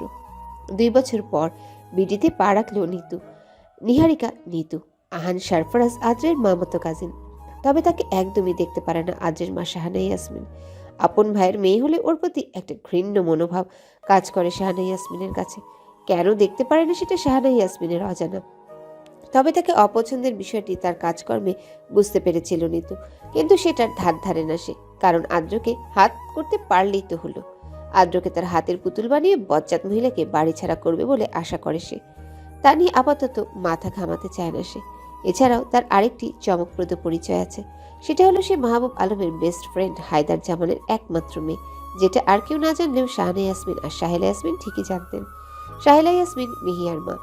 তারা দু বোনেরই ছোট হলো হায়দার জামান। হায়দার জামানের ফ্যামিলি অবশ্য বিদেশেই থাকে, মানে সুইজারল্যান্ডে। নিজস্ব ব্যবসা আছে তার সেখানে। তবে এখন শুধু নিতুই এসেছে বিডিতে। মাহবুব আলমের বাসায় থাকবে সে। তাকে নিয়ে যেতে রোকেয়া বেগম আর মাহবুব আলম এসেছেন। অবশ্য সে আদ্রের বাসায় থাকতে পারত, তবে সেটা তার কাজে বাধা দেওয়ার মূল ফটক বলে মাহবুব আলমের বাসায় থাকা। তাকে দেখে এগিয়ে এলো তারা দুজনেই। খানিকটা হাস্যোজ্জ্বল মুখে জিজ্ঞাসা করলেন রোকেয়া বেগম। বেশ ভালোই। আপনারা? হাসি মুখে উত্তর দিল নিতু। আমরা ভালো। আচ্ছা, কথা তো বাসাতেও বলা যাবে, তাই না? বেশ ব্যস্ততার সাথেই বললেন মাহবুব আলম, যেন সে এই মুহূর্তে বেশ ব্যস্ত। কেন সে এমন করছে সেটা একমাত্র সেই জানে। চলুন যাওয়া যাক। মুচকি এসে মাহবুব আলমের কথায় সায় দিল নিতু। মাহবুব আলম ড্রাইভারকে নির্দেশ দিলেন নিতুর আনা জিনিসপত্রগুলো গাড়ির বগিতে নেওয়ার জন্য। তারপর তিনজনেই গাড়িতে উঠে বসলো। খুশি মনেই তিনজন বাড়ির উদ্দেশ্যে রওনা দিল। সবার চেয়ে বেশি খুশি নিতু। বেশি খুশি সে আদ্রকে নিজের করে নিবে ভেবে। মুখে তার নিষ্ঠুরতার হাসি ফুটে উঠল, যেটা যে কারো জীবনকে ধ্বংস করে দিতেই যথেষ্ট। তবে সে এখনো জানে না তার এই নিষ্ঠুরতা তার নিয়তিকে কোন জায়গায় দাঁড় করিয়ে দেয়। ফ্রান্সের রাজধানী শহর প্যারিসের কোনো একটি রাজকীয় বাড়িতে একরঙা একটা সোফায় বসে গভীর চিন্তায় মগ্ন একজন মধ্যবয়স্ক ব্যক্তি। বয়স বেশি হলে 50-এর কাছাকাছি হবে। মাথার চুলগুলো সবে হালকা পাক ধরেছে, তাতে বেশ লাগছে তাকে। আর বাড়ির বাইরেটা যতই সুন্দর হোক না কেন, বাড়ির ভেতরকার সৌন্দর্যের সাথে বাইরের সৌন্দর্যের কোনো তুলনাই হয় না। তার ধ্যান ভাঙল একজন নারী কণ্ঠে। ডাক শোনা মাত্রই ধীরে ধীরে মাথা তুলে তাকালেন সেদিকে। অস্ফুট স্বরে উচ্চারণ করলেন, শাহেলা, তোমাকে এই অবস্থায় এখানে কে আসতে বলেছে শাহেলা? বলে এক প্রকার অস্থির হয়েই ছুটে গেলেন মধ্যবয়স্ক লোকটি। তার এমন অস্থিরতা দেখে ঠোঁটের কোণে হাসির রেখা ফুটে উঠল শাহেলা ইয়াসমিনের। মনের অজান্তেই বলে ফেললেন, ঠিক আগের মতোই তুমি অস্থির হয়ে যাচ্ছ মাহবুব, ঠিক যেমনি আগে করতে। তো অস্থির হব না তো কি? এই শরীরে এখানে কেন আসতে গেলে বলো তো? আহ, এত অস্থির না হয়ে বসতে দাও তো আমাকে। বলেই শাহেলা ইয়াসমিন সোফায় বসে পড়লেন। তার ঠিক পাশে বসলেন মাহবুব আলম। হ্যাঁ, এরা দুজনে মিহিয়ার আসল বাবা মা, বাকি দুজনেই কালপ্রিট। তবে মাহবুব আলম বলে সেজে থাকা বাকি জন্তু, সেই যে প্রতিটা মানুষকে ধোঁকা দিয়ে নিজের স্বার্থ হাসিল করছে। আর কতদিন এইভাবে থাকবে মাহবুব? আমার তো মিহিকে কাছে পেতে মন চাইছে। কতদিন পাই না মেয়েটাকে আমার। কখন সামনাসামনি দেখবো আমার মেয়েটাকে? শাহেলা, উত্তেজিত না হয়ে ধৈর্য ধরো। নিশ্চয় তোমার জানা মতে ধৈর্যের ফল কিন্তু মিষ্টি হয়। কিন্তু আর কতদিন? সময় ঘনিয়ে এসেছে শাহেলা, এবার শুধু সত্যিটা উন্মোচিত হওয়ার পালা। Just wait a few days. কিন্তু একটা সমস্যা। বিষয় নিয়ে মাহবুব আলমের দিকে তাকালেন শাহেলা ইয়াসমিন। ফের জিজ্ঞাসা করলেন, কি সমস্যা মাহবুব? সমস্যা হলো তোমার ছেলে মাহিম, সে কি এখন এই সময়ে আমাদের বিডিতে যেতে দিবে? কেন দিবে না কেন? আর বিডি যাবে মানে? উফ, তুমি সাংবাদিকের মতোই যেন শুরু করে দিলা। বিডিতে না গেলে আমাদের মাহিমকে আনবো কেমনে? আর এই অমানুষগুলোকে শাস্তি দিব কেমনে? ও এই ব্যাপার, আদ্রকে বলবো, ওই এর ব্যবস্থা নেবে। কিন্তু এই ব্যাপারে অদ্রকে না জড়ালে ভালো হতো না শাহেলা? এবার শাহেলা ইয়াসমিন মুচকি হাসি দিলেন মাহবুব আলমের কথায়। মাহবুব আলমের প্রত্যুত্তরে বললেন, মেয়ের ব্যাপার যেহেতু মেয়ের জামাইয়ের একটা দায়িত্ব আছে না, আদ্রই না হয় সেটা করুক, কি বলো? ওকে, অ্যাজ ইউ উইশ। ফ্রেশ হয়ে এসো, তোমার ব্রেকফাস্টটা দিই। সার্ভেন্ট তো আছে, তাছাড়া তোমার এই শরীরে এসব কিছু একলা করবে না। কিন্তু আমি, সো আমার সাথে চলো, রেস্ট নিবে। কিন্তু কেন? কোনো কিন্তু না, চলো। মাহবুব আলম শাহেলা ইয়াসমিনকে জোর করে নিয়ে এলেন রুমে। দুজনের প্রতি দুজনের ভালোবাসা ঠিক আগের মতনই। প্রেমের বিয়ে বলে কথা। মাহবুব আলম আর শাহেলা ইয়াসমিন প্যারিসে থাকেন তাদের ছেলে মাহফিল মুফাসসিরকে নিয়ে। অবশ্যই এখানে পড়ালেখার পাশাপাশি নিজেদের ব্যবসাটা একা হাতেই সামলায় মাহিন। মাহিন মিহিয়ার ছোট ভাই, বছর দেড়েকের ছোট বড় দুজন। মিহিয়ার আসল নাম মিহিয়া মুবাশশারা। মাহিন যখন শাহেলা ইয়াসমিনের গর্ভে ছিল, মানে শাহেলা ইয়াসমিনের অন্তঃসত্ত্বার 2 মাসের সময়, তখনই একটা ঝড় ঠিক কালবৈশাখীর মতোই তাদের জীবনটা পাল্টে দিয়েছিল। ছিনিয়ে নিল তাদের থেকে তাদের আদরে সেই মেয়েটিকে। সেদিন মাহবুব আলমকে স্বার্থপর হতে হয়েছিল নিজের অনাগত সন্তান আর প্রিয়তমা স্ত্রীর জন্যই। তবুও সেদিন তিনি মিহিকে পুরো মেলায় পাগলের মতো খুঁজেছিলেন। খোঁজাখুঁজির পরও যখন পাননি, তখন ভরাক্রান্ত মনে স্ত্রীকে নিয়ে চলে যান আদ্রের বাসায়, মানে শাহানা ইয়াসমিনের বাসায়। আদ্রের বাবা তখন প্যারিসে থাকতেন। অবশ্য তখন আদ্রের বয়স 12 বছরের বেশি নয়। অবুঝও ছিল না সে। আর শাহানা ইয়াসমিন মিহিয়ার সেই খালামুনি যার কথা মিহি প্রতিটা দিন শাহানা ইয়াসমিনকে বলে। কিন্তু আদ্রের মা এখনও নিজের পরিচয় দেননি মিহিকে। এর কারণ নিশ্চয়ই নেই যে তা নয়, অবশ্যই এর যুক্তিগত একটা কারণ আছেই। আদ্রের মা শাহানা ইয়াসমিন, মিহির মা সাহেলা ইয়াসমিন আর নিতুর বাবা হায়দার জামান একই বাবা মায়ের 3 সন্তান। হায়দার জামানের সাথে শাহানা ইয়াসমিনের যোগাযোগ থাকলেও সাহেলা ইয়াসমিন রাখেননি তার সাথে কোনো যোগাযোগ। তার সাথে শুধু শাহানা ইয়াসমিনের যোগাযোগ আছে। হায়দার জামানের সাথে তিনি যোগাযোগ ইচ্ছে করেই রাখেননি তাও নয়, তাদের জীবনটা এমন লণ্ডভণ্ড করার ক্ষেত্রে হায়দার জামানের ভূমিকাটাই মুখ্য ছিল সেদিন। তার কারণে সাহেলা ইয়াসমিনের সাজানো সংসারটা ভেঙেছিল।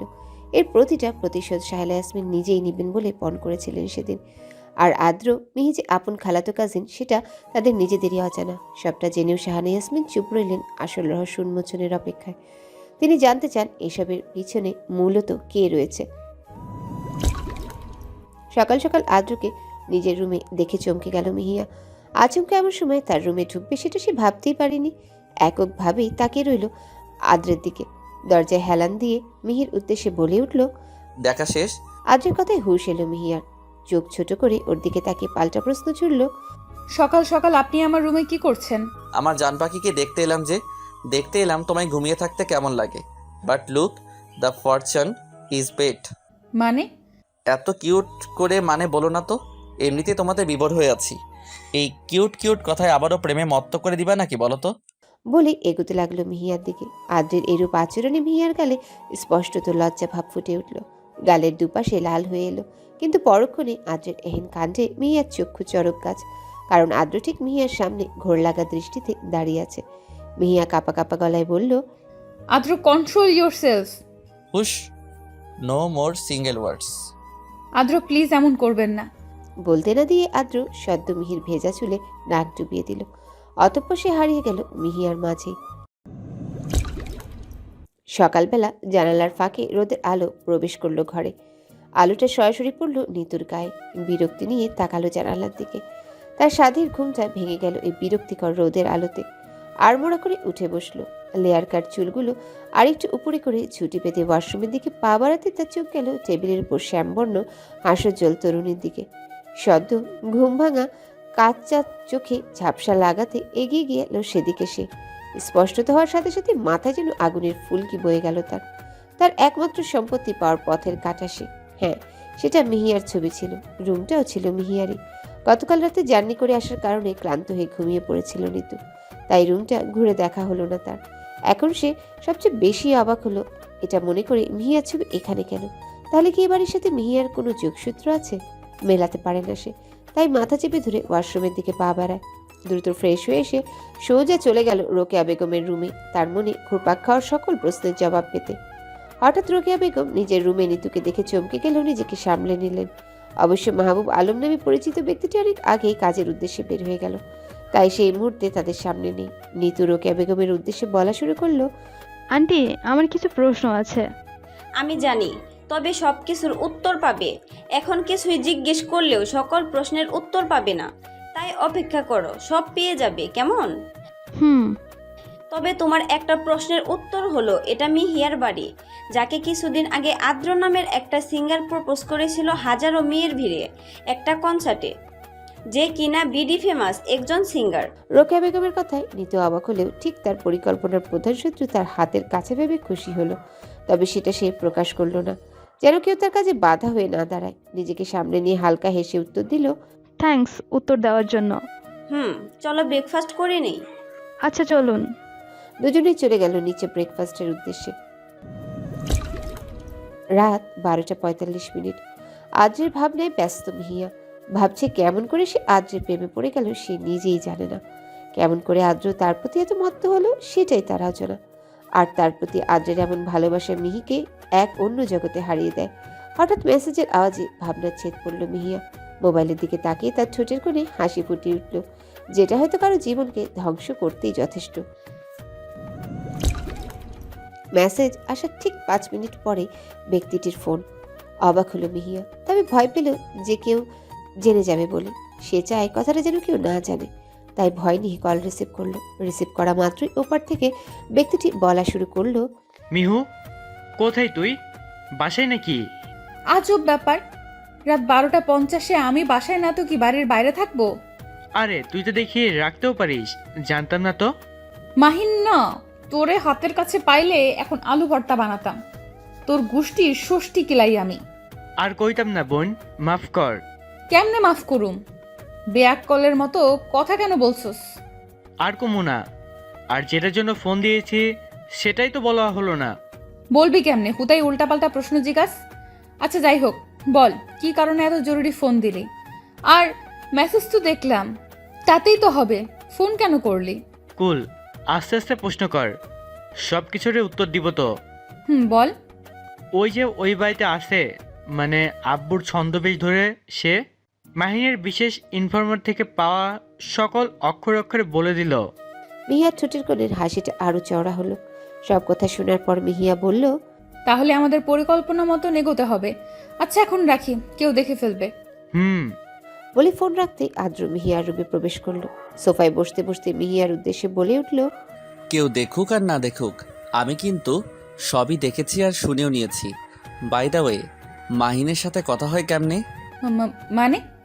মিহিয়া ভয় হতে লাগলো আদ্র সব জেনে ফেললো সেটা শুনে। তাহলে কি তার কাজে আদ্র বাধা হয়ে দাঁড়ায়? তার ভাবনার মাঝে আদ্র বলে উঠল, মিথি, ঘাবড়ে গেছো? Don't worry, I will help you in every moment. আমি জানি তুমি হয়তো আমার বিশ্বাস করতে পারছো না, তবে আমি তোমায় বলছি, ট্রাস্ট মি, আমি যেটুকু জানি তুমি হয়তো তাও জানো না।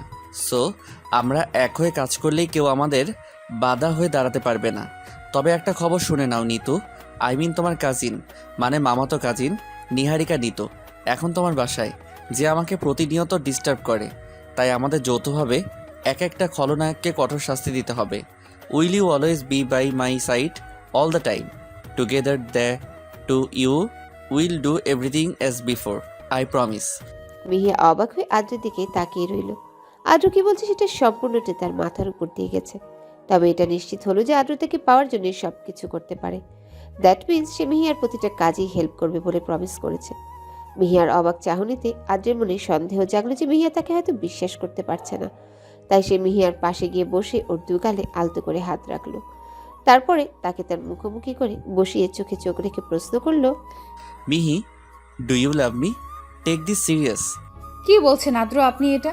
আমি আপনাকে সত্যিই ভালোবাসি, অ্যান্ড দ্যাটস সিরিয়াসলি ট্রু। তাহলে আমাকে বিশ্বাস করতে কি সন্দেহ আছে? তবে কথা দিলাম, তোমার বিশ্বাসের খেলাফ কখনো করব না। Trust me Mihu. আদ্রের কথায় মিহিয়া স্বস্তির নিঃশ্বাস নিল।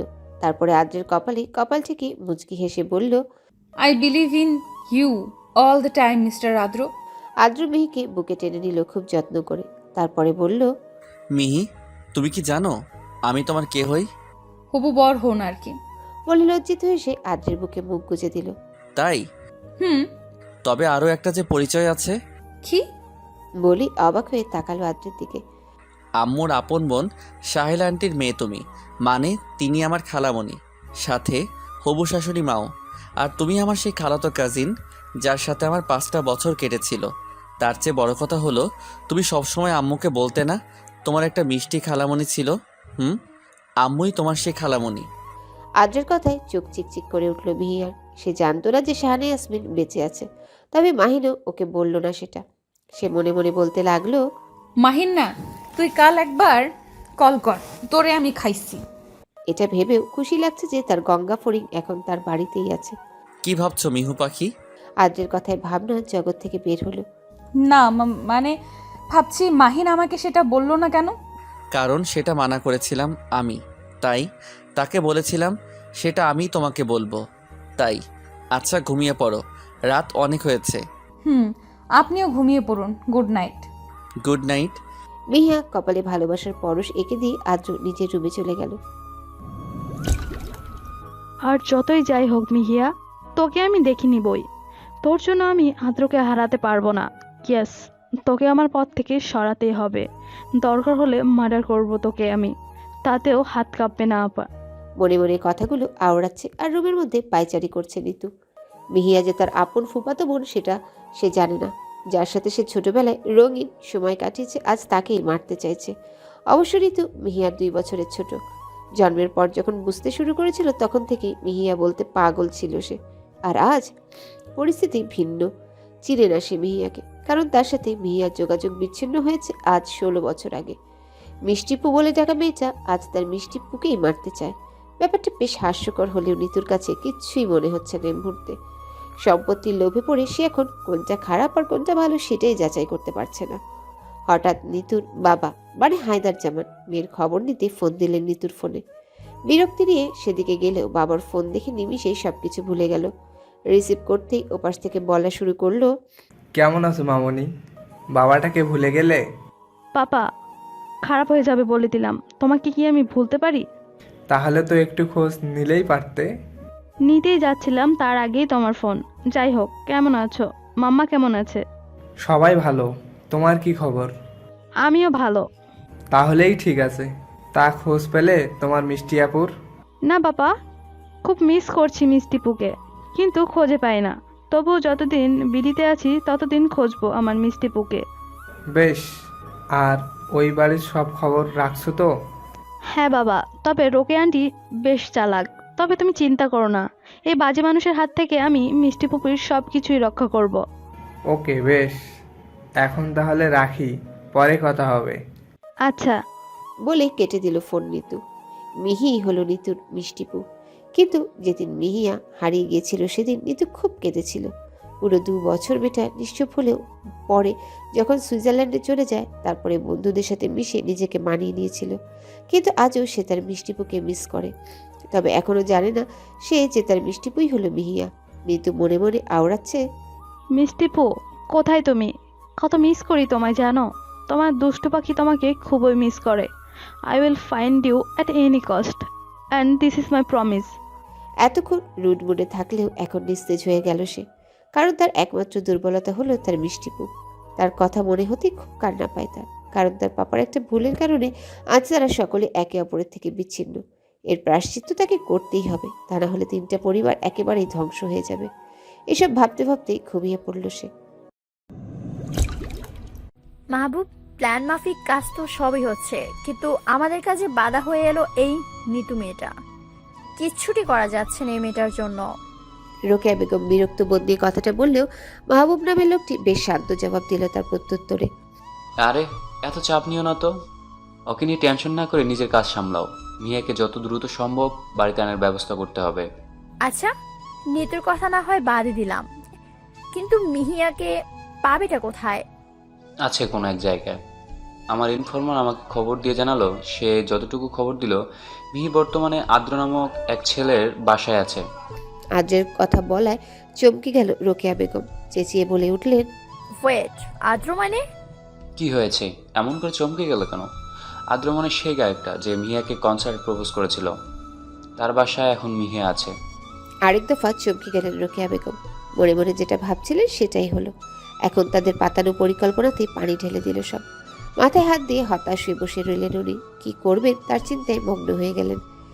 মাহবুব, রুষাকে তো আমরা শুধু ইউজ করছি। ও আমার মেয়ে হলেও ওর প্রতি আমার তেমন ইন্টারেস্ট লাগে না। ওর খেল খতম করে দাও না এখন। না রোকেয়া, ওকে এখন বাঁচিয়ে রাখা আমাদের জন্য অত্যন্ত জরুরি। কিন্তু কেন? কারণ এই মিহিয়াকে ওর মাধ্যমেই মারবো।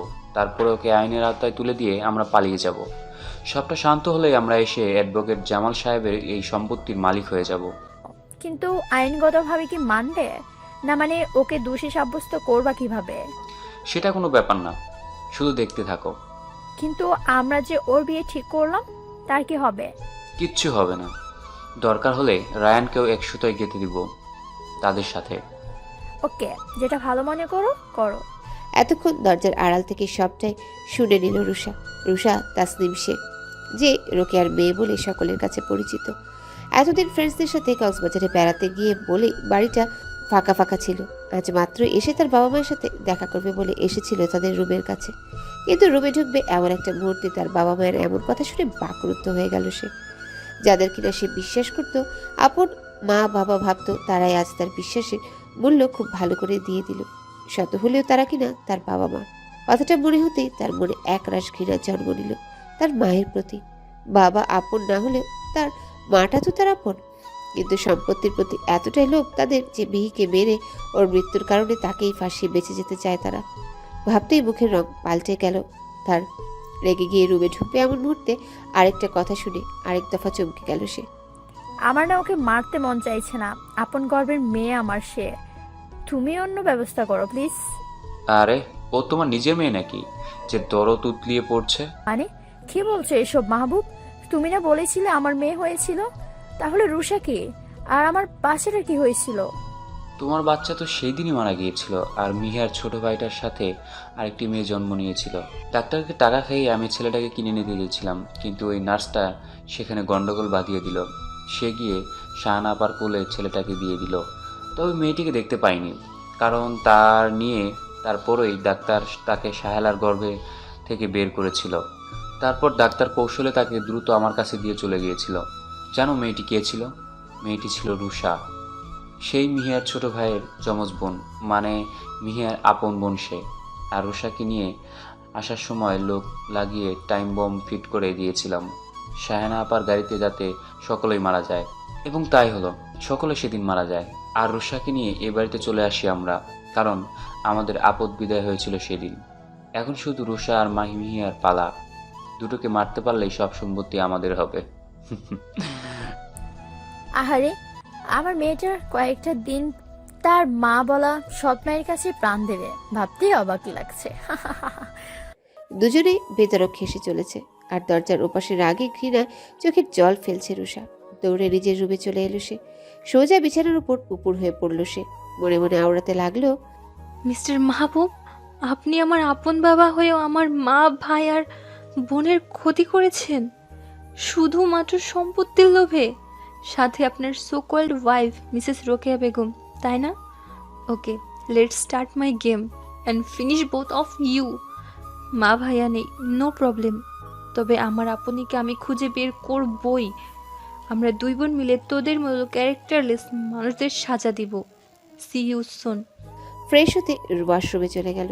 টানা 1 ঘন্টা শাওয়ার নিয়ে বেরিয়ে এলো সে। কাভার থেকে একটা চুড়িদার পরে বেরিয়ে এলো রুম থেকে। যতটা সম্ভব তাকে স্বাভাবিক থাকতে হবে। কেউ যেন খোরাক্ষরে ট্রেন না পায় তার কাজকর্ম। এখন তাকে শুধু জানতে হবে তার আপনই কোথায়, সেটা বাদবাকি কাজ সেই করবে। দুপুরবেলা হয়ে এলো প্রায়। রোকেয়া বেগম মনের সুখে টিভি দেখছেন, যেন কিছুই হয়নি এখন। রুষা গিয়ে তার পাশের সোফাতে আরাম করে বসলো। রোকেয়া বেগম তাকে দেখে চমকে গেল। স্বাভাবিক হয়ে জিজ্ঞাসা করলো, কখন এলে মামুনি? এ তো কিছুক্ষণ আগে। টায়ার্ড লাগছিল তাই তোমাদের সাথে দেখা না করে রুমে চলে গিয়েছিলাম। আচ্ছা বেশ, চলো খাবে। তোমার সাথে একজন নতুন আপুর পরিচয় করিয়ে দেব। কে সে? ওয়েট, আমি ডাকছি। বলেই নিতুর রুমে গেলেন। তখন নিতু শুয়েছিল। তার কাছে গিয়ে, নিতুমা, চলো খাবে, এখন দুপুর হয়ে এলো যে। আচ্ছা আন্টি চলুন। দুজনেই বেরিয়ে এলো ডাইনিং রুমে। সেখানে অবশ্য রুষা বসেছিল। রোকেয়া বেগম রুষার সাথে নিতুর পরিচয় করিয়ে দিলেন। বেশ কিছুক্ষণের মধ্যেই তাদের আলাপচারিতা বেশ ভালোই জমে উঠল। মিহু, কি হয়েছে? এমনভাবে রেগে আছিস কেন তুই? রাতে আদ্রের কাছ থেকে সত্যটা শোনার শাহানা ইয়াসমিনের উপর খুব রাগ হয়েছিল তার। এত কাছে থেকেও পরিচয় দিলেন না তিনি নিজে, তাই সে উপর অভিমান সাথে রাগ নিয়ে বসে আছে। একদম কথা বলবা না আমার সাথে, তুমি খুব পচা খালামণি। মিহিয়ার মুখে খালামণি ডাকতে শুনে চমকে গেলেন শাহানা ইয়াসমিন। মিহি জানলো কেমনে যে সে তার খালামণি। অবাক হয়ে জিজ্ঞেস করলেন তাকে, কি বলছিস মিহু? আমি একদম না, তুমিই আমার খালামণি শাহানা ইয়াসমিন। আমার আম্মু শাহেলা ইয়াসমিনের একমাত্র বোন। সবটাই জানি আমি, একদম সবটাই। কথাই বলবো না তোমার সাথে। বেশ চমকে উঠলেন তিনি। অবাক হয়ে জিজ্ঞাসা করলেন, কেমনে জানলি তুই? আমি বলেছি। পেছনে ফিরে আরেক দফা চমকালেন তিনি, কারণ আদ্র মুচকি হাসি দিয়ে দাঁড়িয়ে আছে।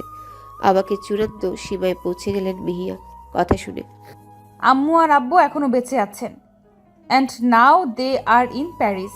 খালামণি, আই নো এভরিথিং, কারণ মাহিন আমাকে সবটা বলেছে খালামণি, সাথে আদ্রও বলেছেন। মাহিনকে চেনো তো? মাথা নাড়ালেন তিনি, মানে চেনেন। অবাকের পর অবাক হচ্ছেন, যেন আজ তার অবাকই হওয়ার দিন। তবে খানিকটা স্বাভাবিক হয়ে জিজ্ঞাসা করলেন তাদের, এত কিছু জানলে কেমনে তোমরা? জেনেছি কোনো এক বিশেষ মাধ্যমে, তবে সময় হলেই জানিয়ে দেব। আরে মিহুমা, রাগ করিস না আমার সাথে। আমি সবটাই জানতাম, এমনকি তোকেও চিনতাম, তবুও কাছে আনতে পারিনি ওই বদমাস লোকটার কারণে। তোদের না বলারও কিন্তু কিছু কারণ আছে। একটা কারণ এটাই যে কিছু কিছু কিছু সময় দেয়ালেরও কান থাকে, তাই। কেন কথা শুনবো না তোমার? তুমি খুব খারাপ। আমাকে একটা বারও বললে না কেন তুমি? আচ্ছা মা, সরি। এই দেখ, কান ধরলাম।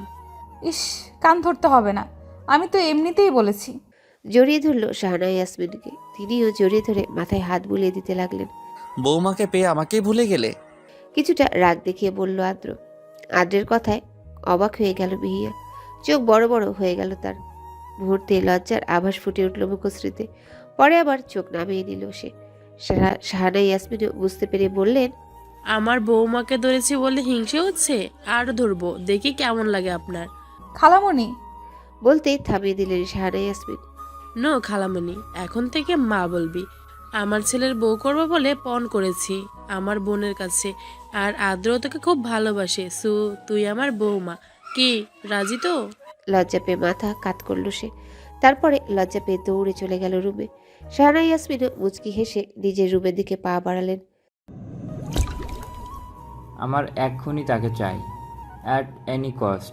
কারণ তো আমার প্রথম টার্গেট হলো সে। না হলে তোকে মারতেও আমার হাত কাঁপবে না। কোনো কিন্তু নয় মাহমুদ, কোনো কিন্তু নয়। বলে রেগিয়ে চেঁচিয়ে উঠল বস লোকটি। বলে ভয়ে ভয়ে স্থানটি ত্যাগ করা মাহমুদ নামের লোকটি। Niharika Nitu, you will be finished tomorrow. বিকট শব্দে হেসে উঠলেন লোকটি, যেন হিংস্র কোনো কিছুর অপেক্ষায় আছে সে। সালসাবিল মঞ্জিল পিনপতন নিরাপত্তায় ছেয়ে গেছে গত সপ্তাহ ধরে।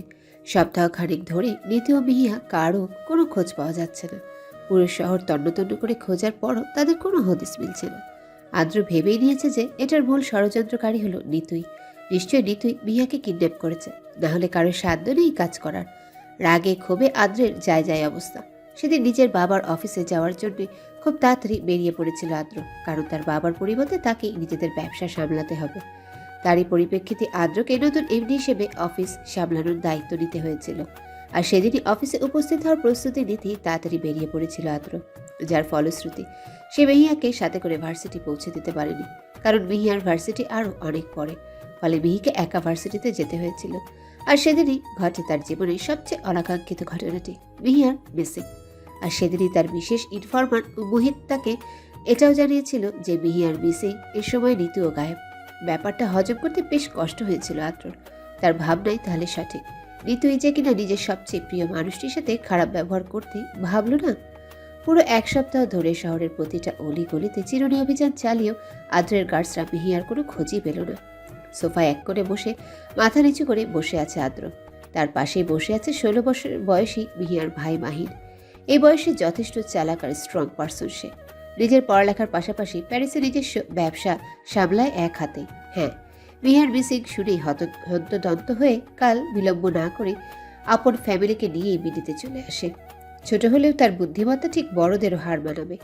মিহিয়ার মা সাহেলা ইয়াসমিন, বাবা মাহবুব আলম চুপচাপ গভীর চিন্তায় মগ্ন হয়ে আছেন। তাদের আদরের মেয়ে শেষে কিনা কিডন্যাপিংয়ের শিকার হলো। শাহানা ইয়াসমিন বারবার কান্নায় ভেঙে পড়ছেন। আপন মেয়ের মতনই মিহিকে ভালোবাসতেন তিনি, আর সেই কিনা এখন মিসিং। আদ্রের কাঁধে হাত চাপা দিল মাহিন। আদ্র চোখ তুলে তাকালো তার দিকে। জিজুই আমার মনে হয় কোনো পশ্চাৎ শত্রুই আপনিকে কিডন্যাপ করেছে। আই হোপ আমাদের একজন কাছের মানুষ হতে পারে সে। মাহিনের কথাটা নিয়ে এখন বেশ চিন্তায় পড়ে গেল আদ্র। মাহিনের কথার ভিত্তিতে চিন্তা করে বলতে লাগলো, কে হতে পারে সে? মিহিকে কিডন্যাপ করে তার কী বা লাভ হবে? আর নিতু, সেই বা কী ক্ষতি করলো এই কিডন্যাপারের? আর তুমি বলছো আমাদের কাছের মানুষ। আই থিঙ্ক আমাদের কাছের মানুষের মধ্যে কিন্তু নিতুও পড়ে। না জিজুই, মিতু আপু এই কাজ করবে বলে মনে হয় না। তাহলে কে হতে পারে? তাদের কথার মাঝেই আদ্রর ফোনটা বেজে উঠল। সকলের মনোযোগের কেন্দ্রবিন্দু এখন আদ্র। ফোনটা রিসিভ করতে ওপাশ থেকে নিতুর কান্নাজড়িত আওয়াজ ভেসে আসলো। আদ্র ভাইয়া, আমাকে আর মিষ্টি আপুকে বাঁচান, ওরা আমাদের মেরে ফেলবে। নিতুর মুখ থেকে ভাইয়া ডাক শুনে বেশ অবাক হলো আদ্র। যে মেয়ে তাকে বেবি, জান আরো কত নামে ডাকতো, আজ সেই মেয়ে কিনা ভাইয়া বলে ডাকছে। What an amazing thing. যাই হোক, আদ্র ব্যস্ততা নিয়ে জিজ্ঞাসা করলো, কোথায় তোমরা? আমি জানি না, আপনি পারলে এই নাম্বার ট্রেস করে চলে আসুন প্লিজ। ওরা আপনিকে খুব মেরেছে। ঋতুর কথা শুনে মুহূর্তে আত্রের মাথায় আগুন ধরে গেল। কপালের সবুজ রগগুলো স্পষ্ট থেকে স্পষ্টতর হয়ে উঠছে। আমাদের একটা রুমে বন্দি করে রেখেছিল এই 1 সপ্তাহ ধরে। তাদের বস আসলেই আমাদের মারবে। দরজার আড়াল থেকে সবটাই শুনেছি আমি। আর কিছুক্ষণ আগে এই রুমে এসেছে একজন।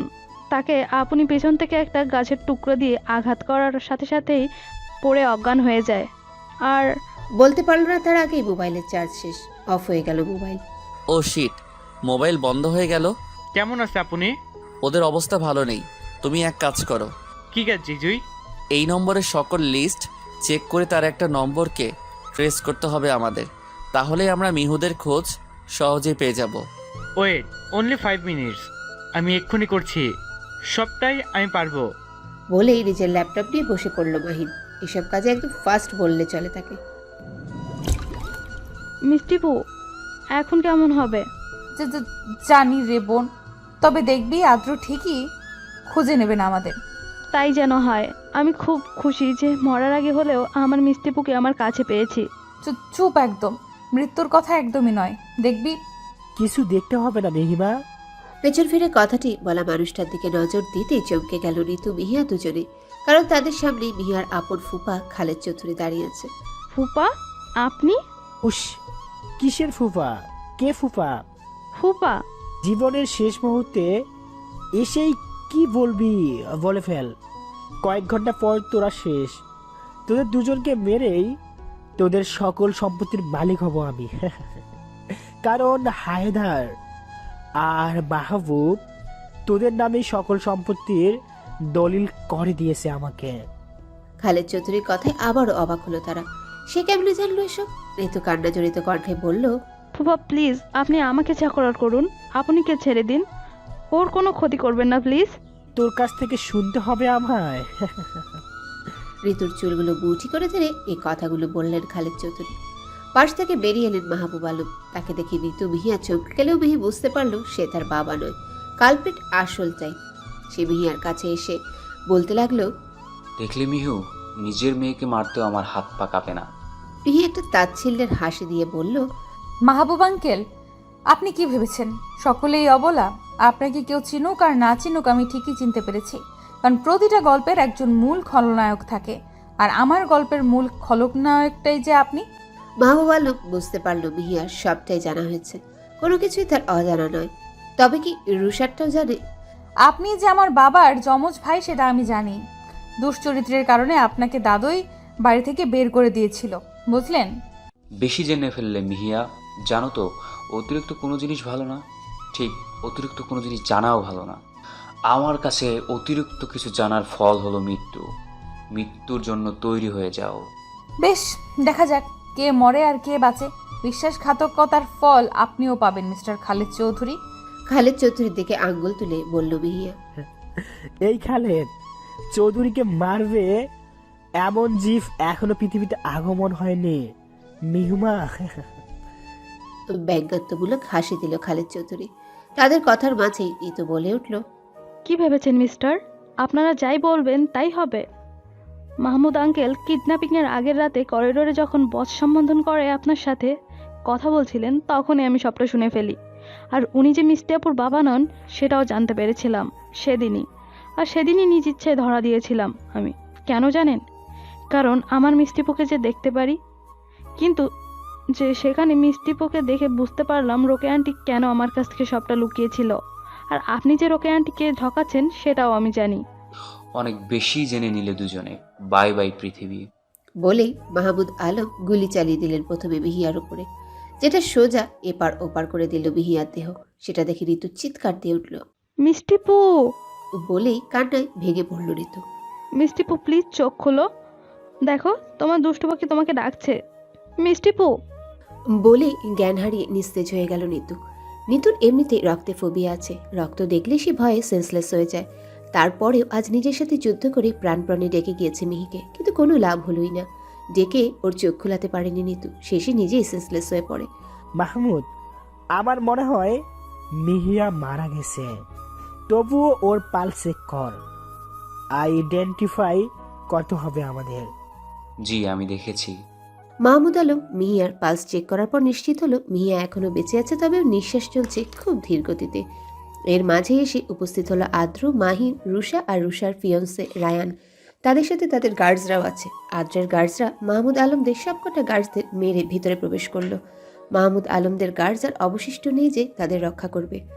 আদ্র মিহিকে এভাবে পড়ে থাকতে দেখে দৌড়ে যেতে নিলে মাহিন আটকে ধরে তাকে। চোখের ভাষায় বুঝিয়ে দিল তাদের এখন কি করতে হবে। মাহমুদ আলম আর খালেদ চৌধুরী দ্বারা দুজনেই তাদের নিজেদের স্বার্থের চিন্তায় এতটাই মগ্ন ছিল যে তাদের পাশের কারো উপস্থিতি পর্যন্ত টের পায়নি। মাহিন প্রথমে খালেদ চৌধুরীর বন্দুক নিয়ে নিল, সেটা আদ্রের হাতে জমা দিল, আর রায়ান কৌশলে মাহমুদ আলমের বন্দুক হাতে নিয়ে মাহমুদ আলমের মাথায় তাক করলো।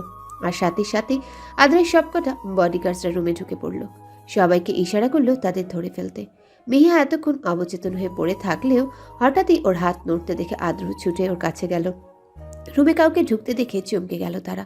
চারিদিকে তাকাতেই বিস্ফোরিত হয়ে গেল তাদের চোখ, কারণ কম হলেও 20 জনের বেশি সাদা পোশাক পরিহিত বলিষ্ঠ মানব তাদের দিকে বন্দুক তাক করে আছে। মাহমুদ আলম রাগী কণ্ঠে বলে উঠলেন, হাউ ডেয়ার ইউ, তোমার সাহস কি করে হয় এখানে প্রবেশ করার? মিস্টার মাহমুদ আলম, আপনার সাথে কথা বলার কোনো ইচ্ছা আমার নেই আপাতত, বরং কোর্টে দেখা হবে। বলে গার্ডসদের নির্দেশ দিলে ওদের দুজনকে ধরে নিয়ে যেতে। সাথে সাথেই গর্জে উঠল খালেদ চৌধুরী, এই ছেলে, তোর তো সাহস কম না? চিনিস আমি কে? উপস, বাঘ নাকি? ভয় পেয়ে গেলাম। জানেন কি না জানি না, ছুঁচো মেরে হাত নোংরা করার মানুষ আমি নই। So guards, take them. বলে গার্ডসদের ইশারা করা মাত্রই সকলে তাদের দুজনকে নিয়ে চলে গেল। জিজুই, আপনিকে তাড়াতাড়ি নিয়ে চলো প্লিজ, ওর থেকে প্রচুর পরিমাণে ব্লিডিং হচ্ছে। না না না মাহিন ভাই, আমার সময় শেষ। প্লিজ আদ্র, আমাকে মাফ করে দিবেন। আর বলতে পারল না, নিস্তেজ হয়ে গেল মিহিয়া।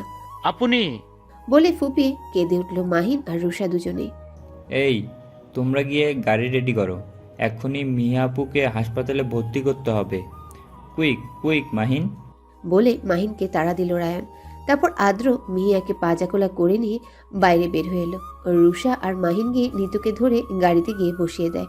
আদ্রকে বলল মিহিয়াকে নিয়ে আসতে গাড়িতে।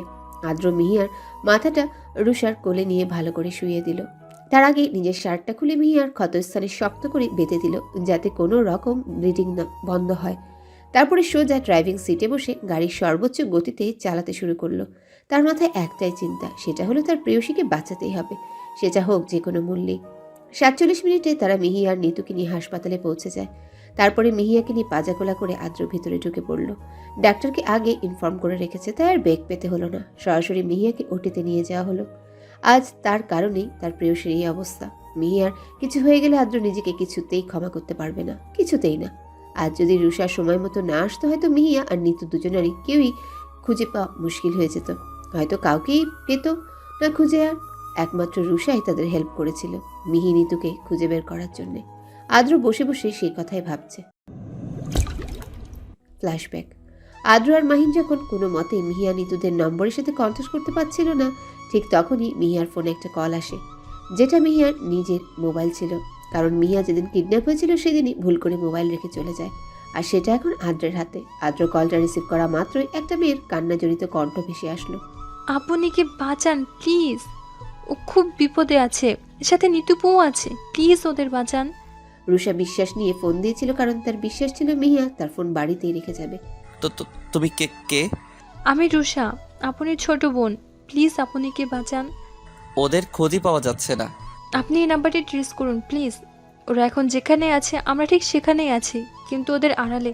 জলদি আপনারা এখানে চলে আসুন, যে কোনো মুহূর্তেই তারা আপনাকে মেরে ফেলতে পারে। ওরা খুব হিংস্র। এক্ষুনি আসছি আমরা, তুমি জাস্ট একটু সময় ওয়েট করো। জি জি জি জি বলে কাঁদতে কাঁদতে সেখানেই বসে পড়ে। মনে মনে বলছে, এ কোন পরীক্ষায় ফেললে গো আল্লাহ আমার লক্ষ্মী আপনিকে। সে আমার আপন বোন হওয়া সত্ত্বেও আমি তাকে চিনতে পারলাম না। আপন বোনকেও কষ্ট দিতে ভুলিনি আমি। আপনের জায়গায় আজ আমি থাকলেই হয়তো ভালো হতো। আমার আপনটা আজ মৃত্যুর সাথে লড়াই করছে। আল্লাহ গো, তুমি আমার আপনিকে সুস্থভাবে ফিরিয়ে দিও। বলেই হেঁচকি তুলে কান্না করতে লাগলো। কান্না করো না রুষা, দেখবে সবটাই ঠিক হয়ে যাবে, উপরওয়ালার উপর ভরসা রাখো। বলে রুষার মাথায় হাত বুলিয়ে দিতে লাগলো রায়ান। নিজের কাজে আজ অনুতপ্ত সে, তাই তো নিজের সর্বোচ্চ দিয়ে চেষ্টা করছে মিহিয়াকে বাঁচাতে। তাই যেন হয়। আপনি ছাড়া আমার আর কেউ নেই রায়ান। সবাইকে মেরে ফেলেছে ওই নরপশুটা। আমার মা, বাবা, ভাই সবাইকে মেরে ফেলেছে। শান্ত হও, দেখবে আপু সুস্থভাবেই ফিরে আসবে। তারা অন্যদিকে মুখ করেছিল বলে আদ্ররা তাদের দেখতে পায়নি। অপরিচিত কারো হাত কাঁধে পেয়ে মাথা তুলে তাকাতেই আদ্রকে দেখতে পেল রায়ান। সসম্মানে উঠে দাঁড়ালো সে। তার দেখা দেখি রুষাও উঠে দাঁড়ালো। রুষা গিয়ে আদ্রকে জড়িয়ে ধরে কান্না করতে করতে বলল, আদ্র ভাইয়া প্লিজ আপনিকে বাঁচান। ওরা খুব হিংস্র। ওইদিকে ওরা, ওই যে ওদের গার্ডস। বলে আঙ্গুল দিয়ে ইশারা করলো রুষা। আদ্র রুষার ইশারা করা স্থানে তাকে দেখতে পেল কিছু গার্ডস, তবে আদ্রের গার্ডসদের তুলনায় নগণ্য। সে তার গার্ডসদের কয়েকজনকে অর্ডার করলো স্নাইপার দিয়ে এদের উড়িয়ে দিতে। মিহিয়াকে বাঁচাতেই যদি ওকে হিংস্র হতে হয় তবে সে হিংস্র হবেই। তারপর যখন গার্ডসরা তাদের কাজ সম্পূর্ণ করলো, আদ্ররা সেখানে গিয়ে ভিতরে প্রবেশ করতেই গুলির আওয়াজ শুনতে পেল। মুহূর্তে আদ্র বুকের বাঁ পাশটা একদম ধুপ করে উঠল। হয়তো আগাম কোনো কুলক্ষণী বার্তা তার মনকে বারবার নিংড়ে দিচ্ছে। তবুও নিজেকে শক্ত করে সেদিকে এগিয়ে গেল। তারাও তাদের গার্ডসরা গিয়ে দেখতে পেল মিহিয়া পড়ে আছে আর নিতু কান্না করছে মিহিকে ধরে। মুহূর্তেই কালো মেঘে ছেয়ে গেল আদ্রের মন। তার মন তাহলে সঠিক তথ্যই তার মস্তিষ্কে প্রকাশ করেছিল। দেখতে দেখতে নিতুও নিস্তেজ হয়ে গেল। তারপরেরটা উপরে দেখলেন।